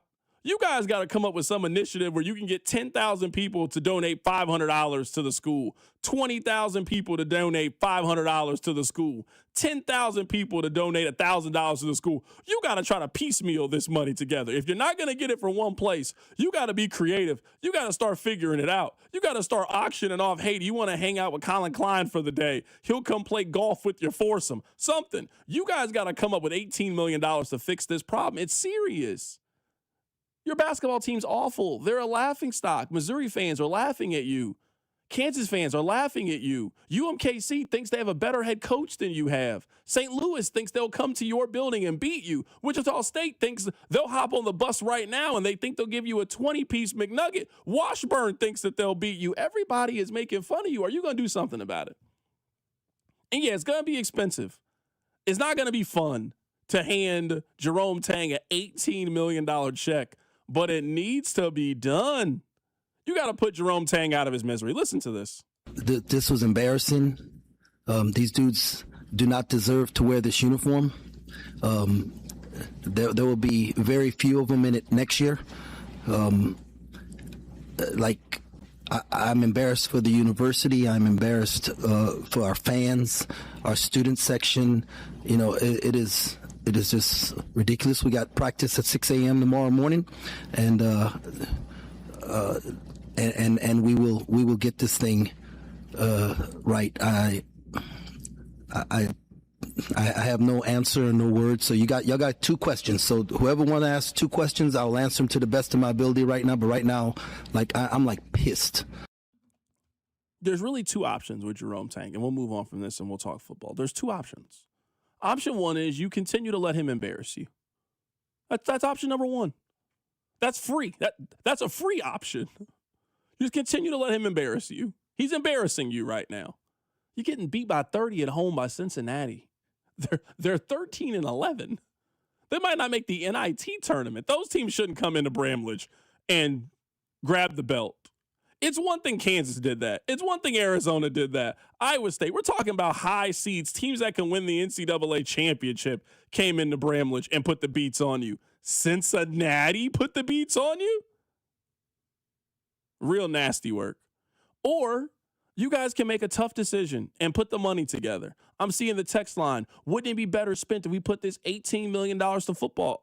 Okay. We all have identified what the problem is. Are you guys willing to do something about it? Your basketball team's terrible. We all know what it could potentially take to get better. It's going to cost you a little bit of money. Are you willing to spend the money to fix the problem? It's not my problem. My team won yesterday. Rob, is it your problem? Your team's ranked top 10. You love your coach. Your team's doing great in the portal. It's you guys' problem. Are you guys willing to come up with a plan to figure out the money to get them out of here? Only you guys will be able to determine that. All right, Rob, let's shout out Baker University. Your workday is over. Oh, yeah. You're headed home, and now you're stuck in traffic. Time to get caught up on the biggest stories in Kansas City and around the country with CDOT and Rob. It's time for the hits. Number 1. Carrington Harrison hits brought to you by Baker University. Make your next era orange at Baker University, the first university in Kansas, and ranked number 1 in return on investment among private universities in the state. Baker University, forever in our orange era. All right, Rob, let's play this. So earlier today on the show, we had Matt Verderam on the show. We love Matt Verderam. He does fantastic work with Sports Illustrated. We'll react on the backside of it, but we had a nice little 6-minute conversation about the Chiefs offseason and what moves we could see them potentially make. Our conversation started with, the Chiefs are going to take one big swing in the offseason. They always take a big swing. What do you think that big swing could possibly be? I think it's a running back. So we're in the same boat. I mean, whether it's Breece Hall or Travis Etienne, somebody like that, I think they'd love to get their hands on Kenneth Walker. I just don't know if he's going to be available. Someone like that. Because Jeremiah Love is a tremendous talent. And if the Chiefs could get him at 9, that would be great. The problem is there is no fallback plan at that point. If you don't get that guy, if he goes before you, you are screwed. There is nobody else even in the realm of that area that you take as a running back. And if you're Brett Veach, after what you just watched this year, coming off the heels of an offseason prior to that, where everybody said they need to go get a running back, they need to go get some help back there, and they did nothing. They sat on their hands and said, nope, it'll be fine. Pacheco's going to be healthy. We're bringing Hunt back. And it was a complete tire fire in the backfield. They cannot afford to do that again. And by the way, from talking to people around the team, they know that. They know that they can't afford that. They know they have to upgrade this room as bad as any room in the team. So I would expect, whether it's Hall, Etienne, Javonte Williams, like somebody who matters. I think the Chiefs are going to spend some money on that position. So let's talk about another position group that could definitely use a bit of a rehaul and a bit of a refresh when it comes to pass rush.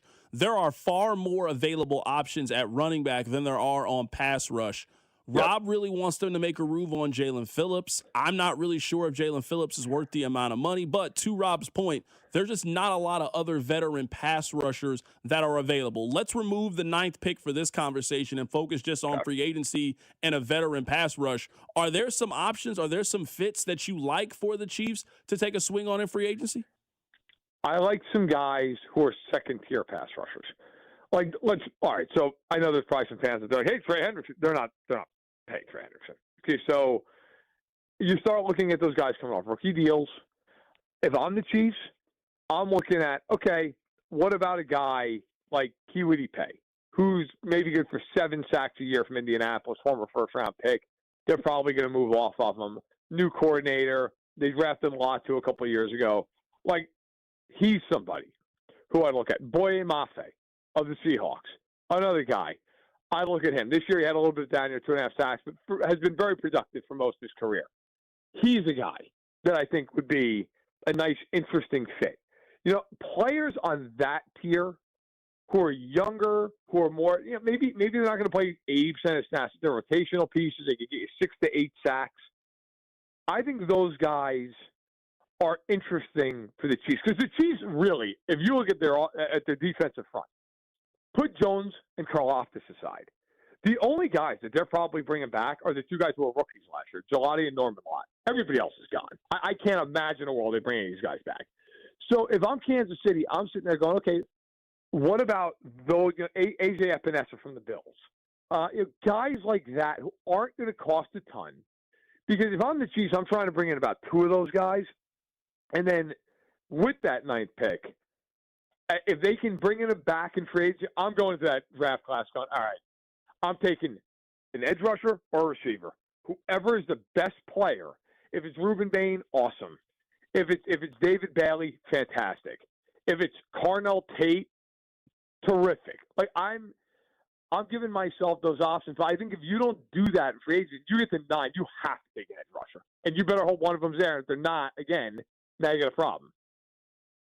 Let's continue the theme of a veteran pickup. If you look at this wide receiver room, they have Jalen Royals, Rashee Rice, and Xavier Worthy. So you got all guys on rookie contracts. They're going to go pick up a veteran. Now, are they going to be in the same market that they've been in with the Juju Smith-Schuster, Hollywood Brown type, or are they interested in bringing Tyreek Hill back or possibly Mike Evans on a 1-year deal? We'll see what happens with his relationship with Tampa Bay.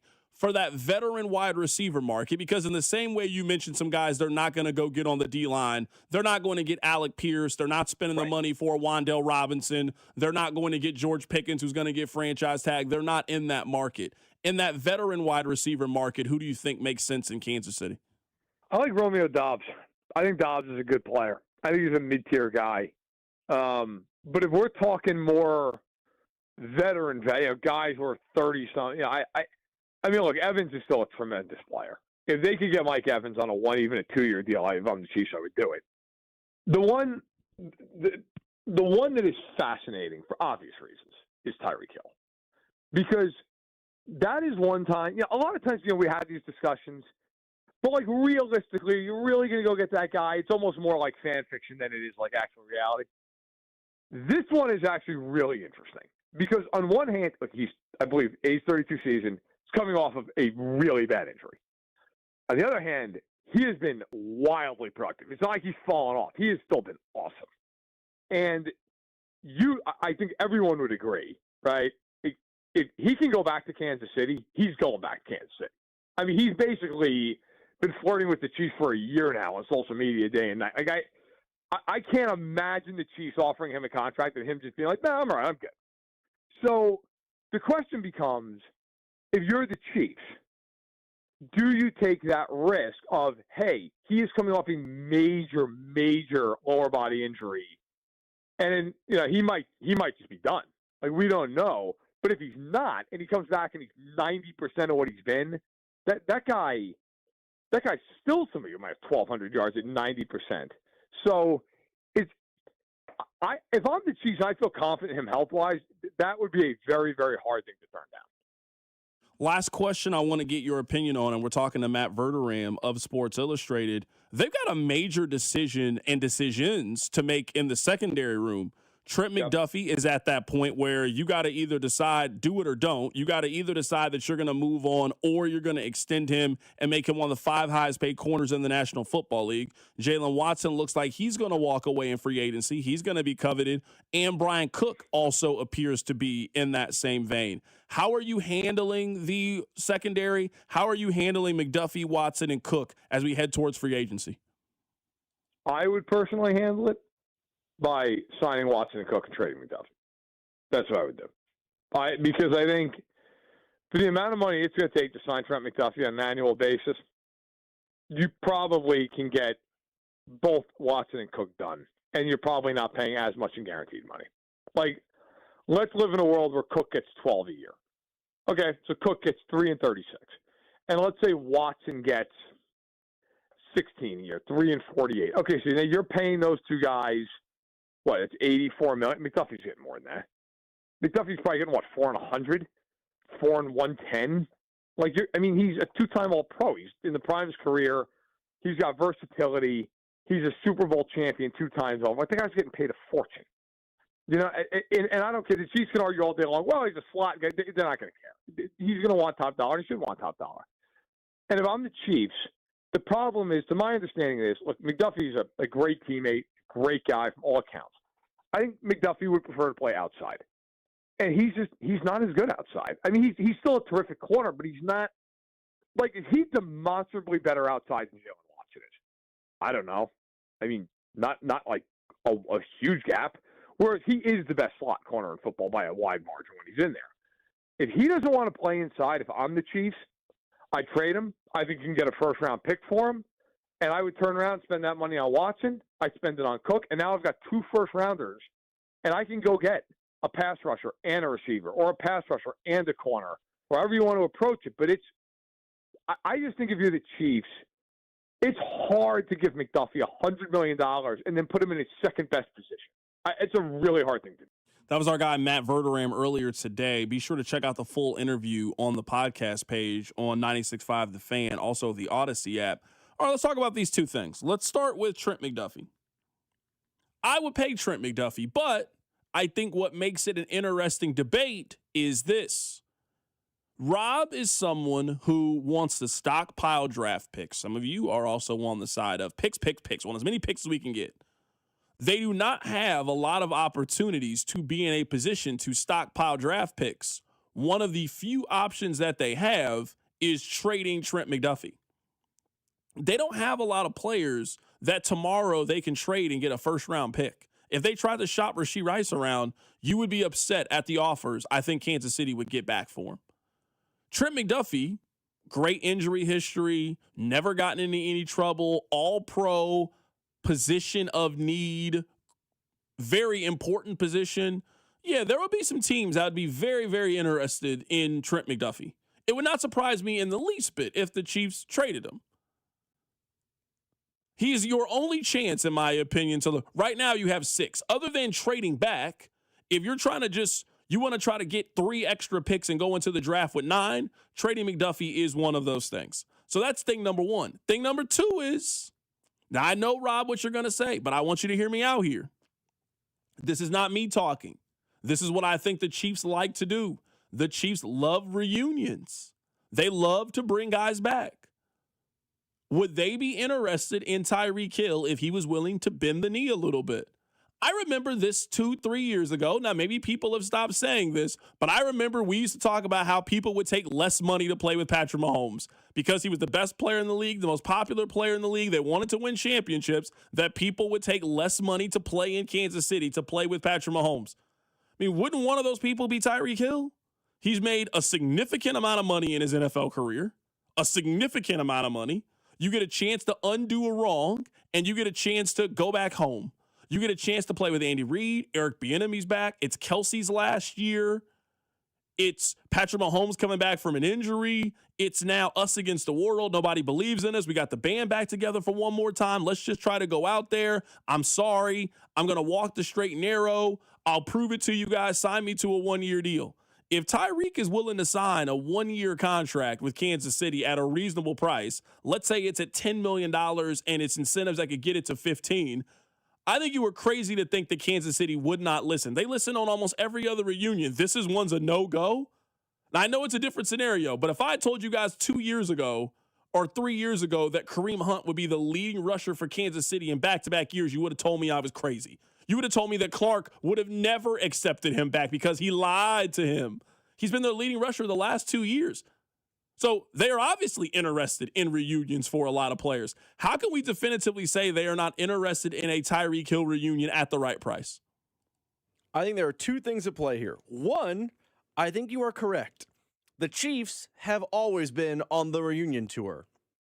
They love getting back together with their ex.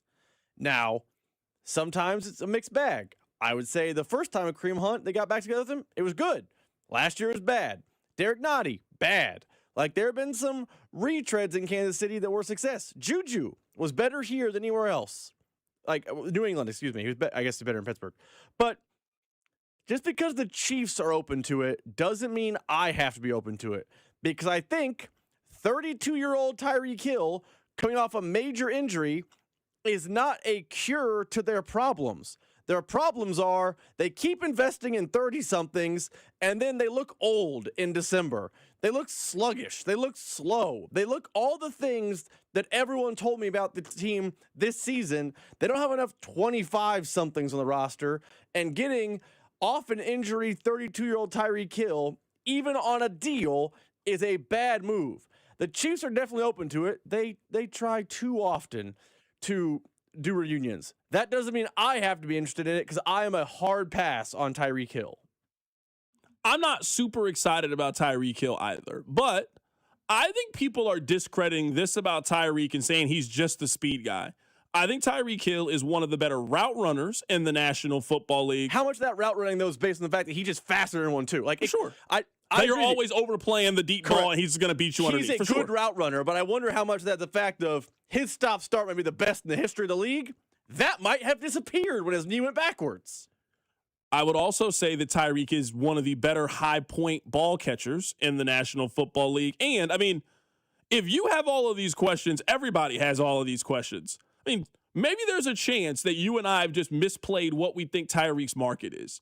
That the knee injury was so severe that there's going to be a potential buy low opportunity for Tyreek, and he's going to have to prove to the rest of the league that he's healthy. That all of the red flags that you were telling me aren't a fit in Kansas City, that also isn't a fit in Buffalo. Also not a fit in any of these other places that could potentially need a wide receiver. So that's why I'm throwing it out there. And, I mean, just to me, this is a relevant topic. I think he has just openly said, I want to come back to Kansas City. And, I mean, if there is a team that has shown you we're willing to bring guys back, it's them. It's not just like I can only use one example. Last year, that's all they did was reunions. For the last year, that's really all the Chiefs have been interested in is reunions. Think about last offseason. They brought back everybody. So far this offseason, their big move, they brought back their offensive coordinator. The Chiefs love bringing guys back that are a part of the kingdom and know the system and know the locker room and know the culture of the team. Tyreek knows the culture of this team. And say what you want about Tyreek off the field, you've never really heard him have any issues with anybody in the locker room. And I would say, unlike Rashee Rice, I'm not in danger of him missing games because of anything. Rashee Rice has shown you he'll get a 6-game suspension. Tyreek has never shown you that. So I'm not here pushing for it. I told you, if I want them to go out and get a veteran guy that I think fits, I would go get Mike Evans. But if you're based on the Chiefs, are they more likely to go get Mike Evans on a 1-year deal or Tyreek Hill on a 1-year deal? They're much more likely to go get Tyreek on a 1-year deal based on what they do. And that's the part of the conversation that me and you are just different than the Chiefs. They do this all the time. I want them to get out of this business. Derek Nottie was a massive failure last year. Just because you know him doesn't mean you had to get him. They have had it was okay in year 1 with Kareem Hunt coming back. It was bad in year 2 with Kareem Hunt. I can name other players that keep doing the return tour and it doesn't go well for them. I know this is what they do. I don't want them to keep doing this. I want them in 2026 to realize a roster of guys that dominated Madden 2019 is not the best way to build a roster. I want 24-year-olds. I want draft picks. I want dudes who are entering or in their prime. I don't want guys who we wax poetically about how good they were in 2015, which has been too often the case with this franchise recently. I want a philosophical shift, but you're right. Philosophically, this is what they do. Coming up on the other side, Rob, I want to make an admission to you and everybody that I think will absolutely surprise you. I'll tell you what it is. Keep it right here, it's The Drive. The Drive with Carrington Harrison on your home for Royals baseball. 96.5, The Fan. At the UPS Store, we know being a small business owner means holiday time is still go time. Still get those orders shipped time. And still re-up on stamps and supplies time. That's why this upcoming holiday, while others close up shop, we'll be open. And happy to help you keep being unstoppable. Come into your local store today. Most locations are independently owned. Product, services, pricing, and hours of operation may vary. See Center for details. The UPS Store. Be unstoppable. I built this business the old-fashioned way. Hard work and a whole lot of spreadsheets.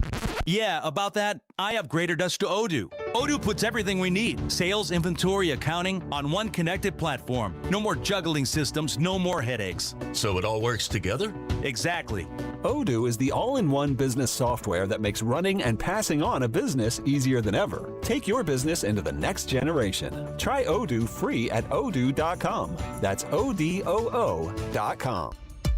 Hey, it's Rob Britton from The Drive on 96.5 The Fan, and we're excited to announce the launch of Beyond the Pitch KC, a limited podcast series documenting the run-up to the World Cup with our friends over at 98.1 KMBZ. And Rob, I'm Scott Parks from Dana and Parks on KMBZ. Beyond the Pitch KC will feature the biggest names who made the World Cup in Kansas City possible, plus the biggest storylines heading into this summer's tournament. This is not a podcast about soccer. Don't get us wrong.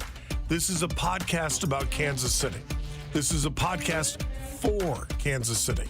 And this is a podcast that'll tell the story of how our town is hosting the world's biggest sporting event. New episodes will be released every Wednesday starting on March 4th, as well as video clips that can be seen on 96.5 The Fan and KMBZ's social channels. Subscribe and download to Beyond the Pitch KC, a limited podcast series with myself and Rob Bretton on the Odyssey app or wherever you get your podcasts.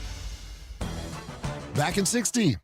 Are you really eating during the commercial break? You bet. These Factor meals keep my head in the game. Oh, yeah? So what do you got there? This year's filet mignon and creamy Parmesan shrimp. With Factor, I get chef-prepared, dietitian-approved meals delivered weekly. Perfect for pros like us. Oh, so you're a pro now, too? Box says, Factor, eat like a pro. So, yeah. I think it's time for you to share a bite like a pro. No. Get your own at factormeals.com.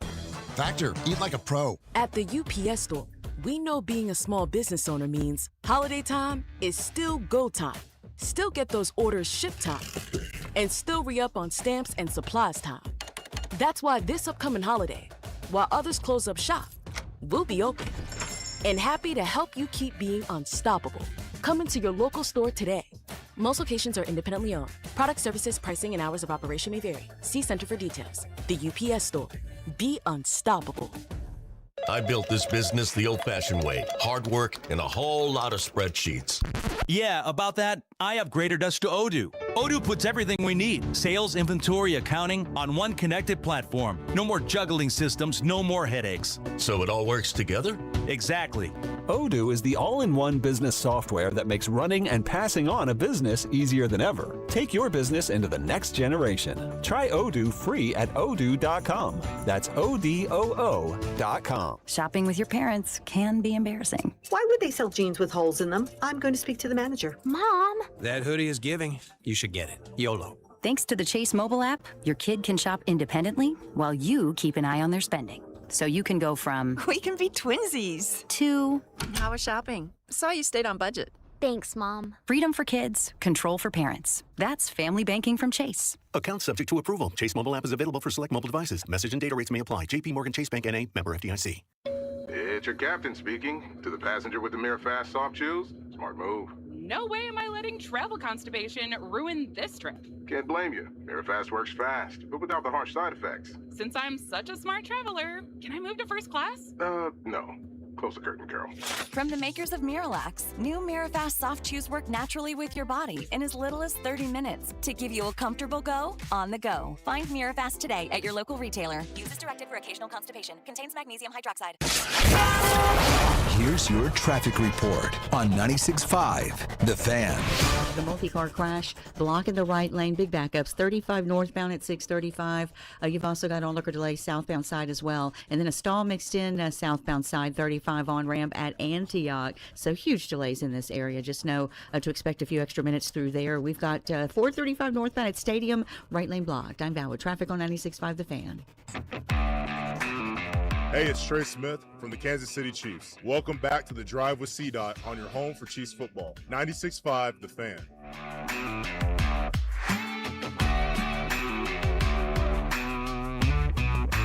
I don't want you guys to tell anybody this. I feel actually really bad. I feel really bad saying this. But for this season, I think college basketball is better than the NBA. Regular season. I think college basketball this year is better than the NBA. This is why. Now, I'm not using this as an opportunity to take a shot at Darren Peterson. It's more just an observation of fact. This is a really good freshman class. I know when I sit down and watch Duke play, I know that their star freshman is going to play. If you sit down and watch the San Antonio Spurs, I don't know if Wemby's going to play. If you sit down and watch the Knicks, I don't know if Jalen Brunson's going to play. I don't know if Luka's going to play. I don't know if LeBron's going to play. They might play. I hope that they play. But odds are one of the stars on one of these two teams is going to be out for something. I don't know. A knee thing, a back thing. I don't know. That's one part of it is. There's actually pretty decent talent in college basketball this year. And for the most part, everybody's available and everybody plays. Now, I feel bad what happened to Caleb Wilson in North Carolina. He has a broken bone in his hand. Hopefully he can come back for the NCAA tournament. But all of the guys that you can name in college basketball, they're available. They play. That's big. That's important. The next thing is, I actually think the conference realignment has made college basketball a better experience. This is why. We've now consolidated all the good teams into a couple of leagues. Think about how good the Pac-12 could have been. Now think about the fact that you now put the Pac-12 inside the Big 12. Part of why this year's Big 12 is so stacked is Arizona's in the league. BYU is in the league. Houston, I know they weren't in the Pac-12, but Houston is now in the league. That wasn't the case 4 or 5 years ago. So every Tuesday, I'm expected to see 2 top 25 teams playing against each other, and they're all battling out to see who's going to win the Big 12. Every Big Monday, I get a big-time game between 2 pretty good teams. Every Saturday, I get a couple of really good games in the Big 10. I get a couple of really good games in the SEC, Big 12, etc. I'm guaranteed to get that every night. I know the guys are going to play hard. I know they're going to be available for the game. I know the game means something. And this year, I find myself watching a lot more college basketball than I watch the NBA. Now, once we get to the playoffs in the NBA, I'm locked in. I still watch the NBA. I'm keeping up with the big games. I'm keeping up with the storylines, trade deadline, all of that stuff. But if you were asking, and I would not have said this a couple of years ago. I was not saying this a couple of years ago. But on a Tuesday, if you are making a decision to watch basketball, I think there's more reason to watch the college basketball game than watch the NBA game as of now. That will not always be the case in this 2026. But for right now, I think college basketball on a day-to-day basis is a more enjoyable regular season sport than the NBA is. And I would not have said that a couple of years ago. You keep saying with the caveat regular season. You keep pointing out regular season.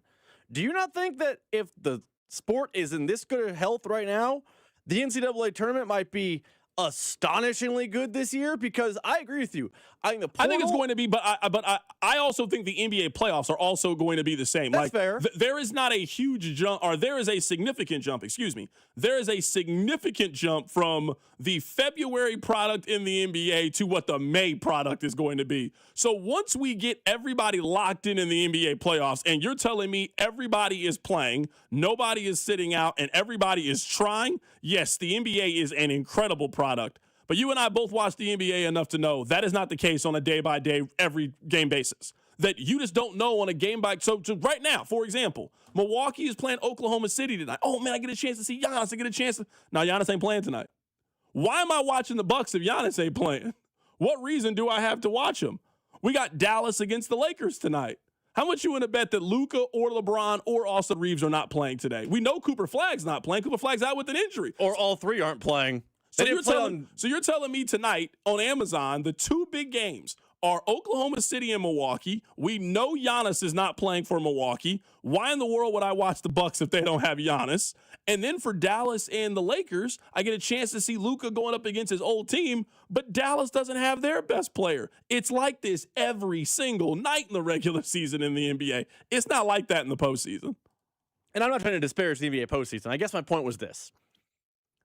In college basketball, I think the tournament has a chance to be as good as the NBA playoffs, maybe a good way to say it, because the floor has raised on what college basketball is. I don't know if it's the portal or NIL. It could be both. But you don't see one super team anymore that carries 9 All-Americans deep. I loved those days. My college team used to do that in the day. They used to bring Russell Robinson off the bench. He was McDonald's All-American. Those days are kind of dead and gone. And because of that, all the teams are closer to equal. So it makes the NCAA tournament an incredible product from the start to the finish, and not an incredible product of, fun storytelling. I mean, incredible basketball. I think the NCAA tournament might be the best we've ever seen because the basketball is going to be the best we've ever seen. And I think for the first time, you can legitimately compare it to the NBA playoffs. And let's also be honest, the NBA playoffs got a little watered down. Now they go 10 deep on each team. When you talk about the playoffs, you got to include those goofy play-in games that are not enjoyable basketball at all. No, for sure. I'm 100% with you. NIL has definitely changed it. I guess my point is, I don't think you disagree with this either. I mean, the two teams that currently lead the Big 12 were not in the Big 12 3 years ago, which has just made it a much more enjoyable conference now. I mean, the top 6 teams in the Big 12 right now, Arizona and Houston, they're both tied at 10-1. Kansas is 9-2 right now. Then you got that next tier. Iowa State is 8-3. Texas Tech is 8-3, and BYU is 6-5. But they got the number 2 overall pick on their team, or potential number 1 in AJ DeBansta. So I'm looking at it from a game in, game out basis. And when those 6 teams are playing each other, well, Arizona used to be in a league where they'd have been clearly the best team in the league. They're not so I just think that level of competition and putting more of those schools into one league has just kind of elevated everything. Now, you're right, where it comes to the NIL. Like, you take a look at the ACC, for example. Duke's leading the ACC. After that, it's Virginia, Clemson, and NC State, which just is an NIL point. I think the sport is just better because kids are staying around longer. Now, they're transferring more than ever before. They're not staying in one place. But you are definitely getting more juniors and seniors, where I made the point a couple of days ago about a kid like Bryson Tiller. A kid like Bryson Tiller, 5 years ago, we all would have told him, you have to go to the NBA.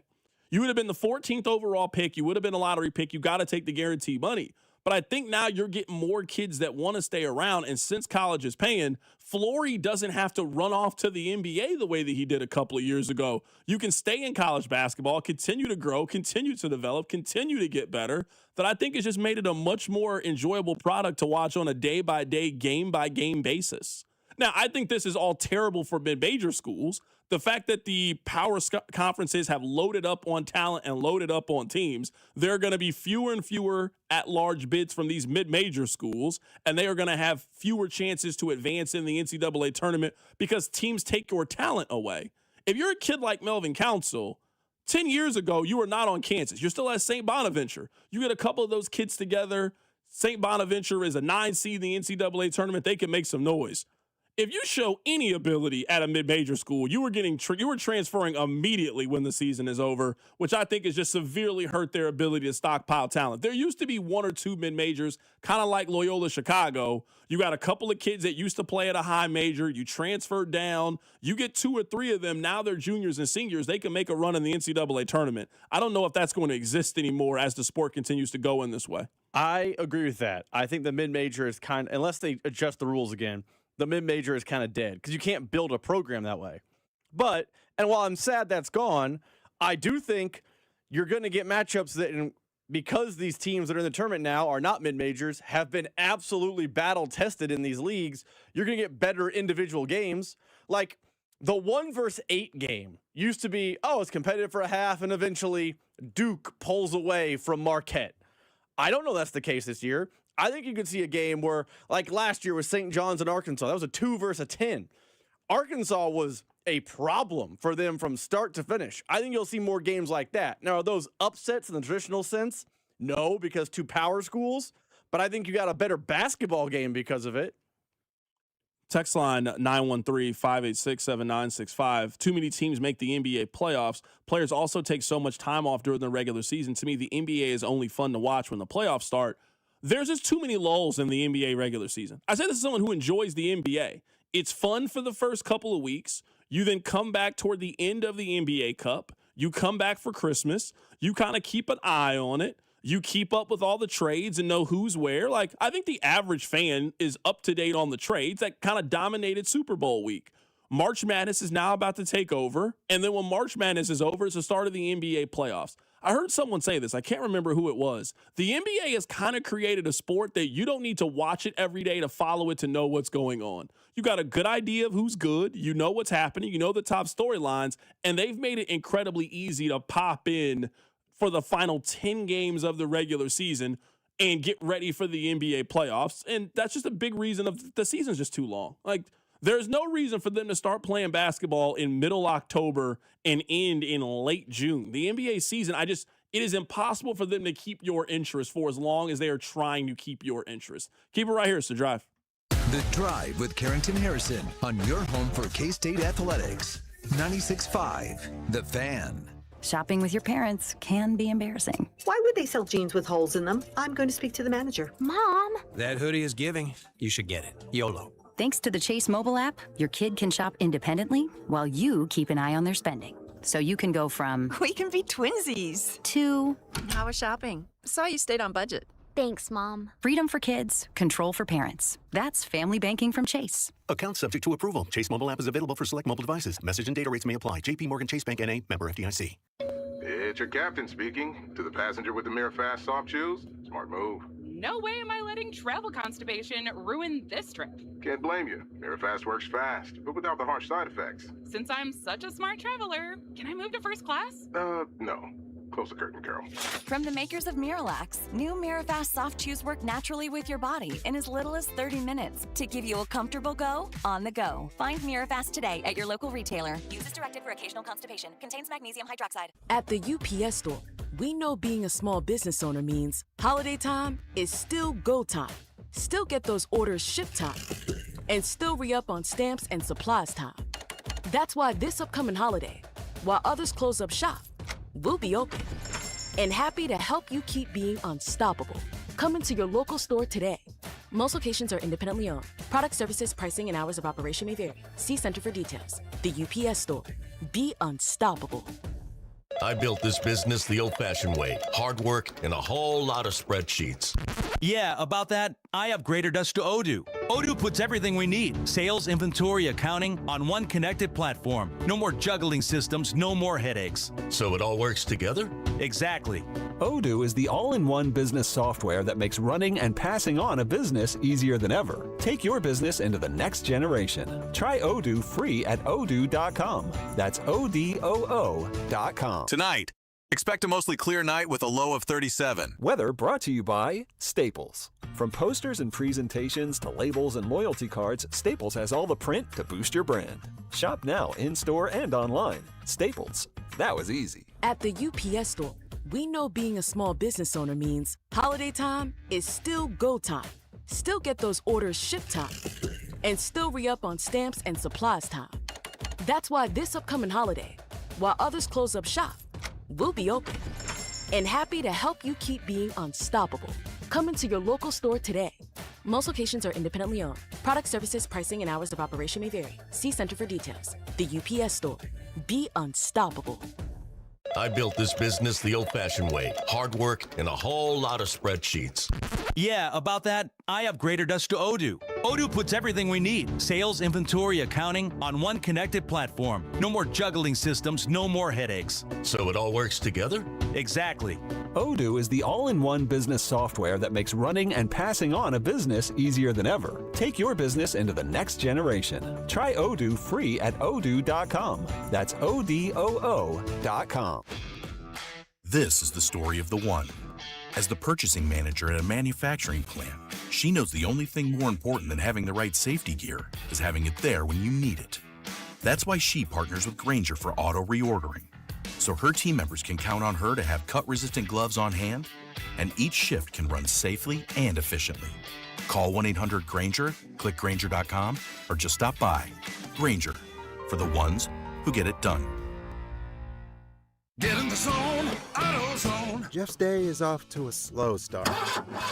So he heads to AutoZone, America's #1 battery destination, where Sammy, a local AutoZoner, tests his battery for free. Looks like he just needs a charge, and Sammy does that for free too. In no time at all, Jeff is back on the road, ready to finish the day strong. Free battery testing and charging at every store. No hassles, just help. Get in the zone, AutoZone. Restrictions apply. Football season is officially over, but the offseason is just beginning, and 96.5 The Fan will be there every step of the way. We'll have people at the Combine in Indianapolis. We'll be at Arrowhead during free agency. And yes, we'll be live in Pittsburgh for the NFL Draft in April. One of the biggest off-seasons in recent history is underway, and there's only one station you need to listen to, right here on your home for Chiefs football. 96.5 The Fan. You're listening to 96.5 The Fan from the DM Injury Law Studios. Mike's got this. Car, truck, or motorcycle wreck? Remember, Mike's got this. 816-888-7500. Mike's got this. Here's your traffic report on 96.5 The Fan. The problem now, Independence 435 northbound just past Truman. Left lane is blocked and big backups in the area. We've also got the wreck 70 eastbound as you approach 670 left lane blocked there. I'm Val with traffic on 96.5 The Fan. This is 96.5 The Fan, your home for Chiefs football.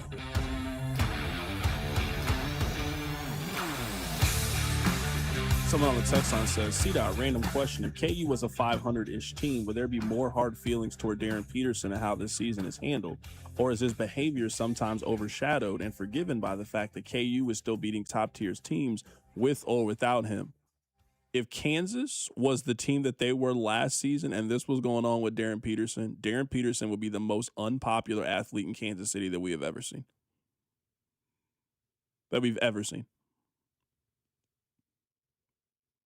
The only reason I think that this thing is going as well as it's going is that Kansas is still kind of Kansas without him. Rob, can you imagine how mad you would be as a KU fan if they were looking like a 7 or 8 seed and Darren Peterson was just sometimey this whole time? Oh, my goodness, you guys would be so mad. It would be like last year's team. It'd be worse.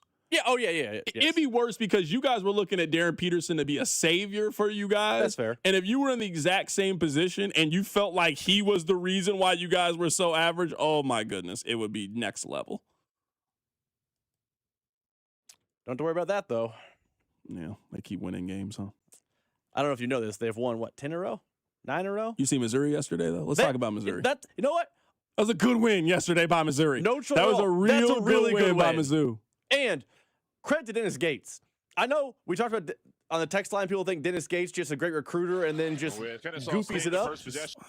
I can't use ESPN.com anymore on the show. What has happened here? Who broke the computer? Alex Gold was my guess. Yeah, who broke the computer? I was going to say credit to Dennis Gates. The drawing up that last play, they got the dunk, incredible. He's not just some goof who recruits. He actually drew up a great play at the end of the game. Oh, a phenomenal play. This is the thing to me with Missouri, and this is where I wish someone would have this conversation with Dennis Gates. I think the way that he coaches in December hurts them. They spend too much time playing guys that are not part of their rotation. They spent 15 games with Javon Porter and Luke Merriweather and Sebastian Mack and all of these guys that cannot help them. Last night's Missouri Tigers, that's the team that they need to play for the remainder of the season. Now, sure, an injury happens, foul trouble happens. You got to expand it a little bit more than that. But the team that won the game yesterday, that's the team that they need to stick with. They play the Whopper song. I can't look at the box score anymore. Like, what has happened here? The team that they had was Sean Phillips, T.O. Barrett, Trent Pierce, Mark Mitchell, and Jaden Stone. So they have now moved Anthony Robinson to the bench. Now, he still plays 25 minutes, but T.O. Barrett played 33 minutes. T.O. Barrett is playing significantly better than Anthony Robinson is right now. They played Anthony Robinson and Jacob Cruz. That's it. We could go back and find a Missouri schedule from 10 games ago. They waste minutes on guys that can't help them. This is their best 7 players. So play them. Play them all 20 minutes and ride or die with the guys that can help you win these games. This team right here, this is a decent basketball team. I don't want to use the term good. I don't know how good Missouri is, but I guess more than anything, all Missouri has kind of really proven is that they're not on the Kansas-Illinois level. Like, other than that, they've been a pretty okay college basketball team. Now, they've gotten blown out a couple of times, but they've gotten blown out by, the best teams in college basketball. But when they've played everybody else, they've been pretty viable this year. These 7 right here, you can win 20 games with this 7. You can finish over 500 in the SEC. You'll make the NCAA tournament if they lock in. But what I'm afraid about with Dennis Gates is he just can't help himself. He can't help himself. They'll end up playing other random guys when they don't need to. I know it's a long way away, but does that, as a Mizzou fan, scare you? Because next year's recruiting class is supposed to be it. They got that Tony Bryant kid. They got the guard whose names escaped me. If they're playing 12 guys in, September, October, November, those kids' minutes is being limited. Like that, does it have you worried at all about how he's going to handle those elite freshmen next year? We won't see them really unleashed. They only really got 2, though. So I can live with they only got 2. Now, just for example, their first conference game. Now, they won. It was a home game against Florida. They won. Rob, they played 11 kids. They played 11. You can't do that game in and game out. I'm sorry, you can't do this. You can't give 7 minutes to Luke Norweather. You give 6 minutes to Nicholas Randall. You give 7 minutes to Sebastian Mack. Rob, those 3 kids that I mentioned, they didn't score. You got 20 minutes from 3 guys, and none of them scored. You're wasting time. Give those minutes to T.O. Barrett. Give those minutes to somebody else, please. This is the best thing for Missouri. Lock in on your 7 or 8, and that is it. I use this analogy. If Team USA can tell Jason Tatum somebody cannot play, then you can tell Nicholas Randall, I'm sorry, we ain't got room for you in this game. Luke Northweather, we ain't got room for you in this game. Good win yesterday, though. Really great win. Did you enjoy watching Buckyball? Because, God, I hate it. Yeah, it was fine. I don't mind it. That was cool. They just shoot so many threes. Yeah, no, I don't mind it. I know you. I don't know if I could watch that every game. Yeah, it's miserable. But it to was watch. definitely different. And then the thing about they press is they press on everything. Yeah. Like some teams only press on made baskets. No, they press on misses. They'll miss a shot and then instantly get into their press. It was very different to watch. Turnovers too. Like it's crazy. It gave Missouri fits for the first 20 minutes of the game. They figured it out the second half, but it gave them fits in the first half of the game. All right, I had a lot of fun today. Hopefully you guys had a lot of fun today. We'll catch up with you guys. Take care of yourself. It's The Drive. You're listening to The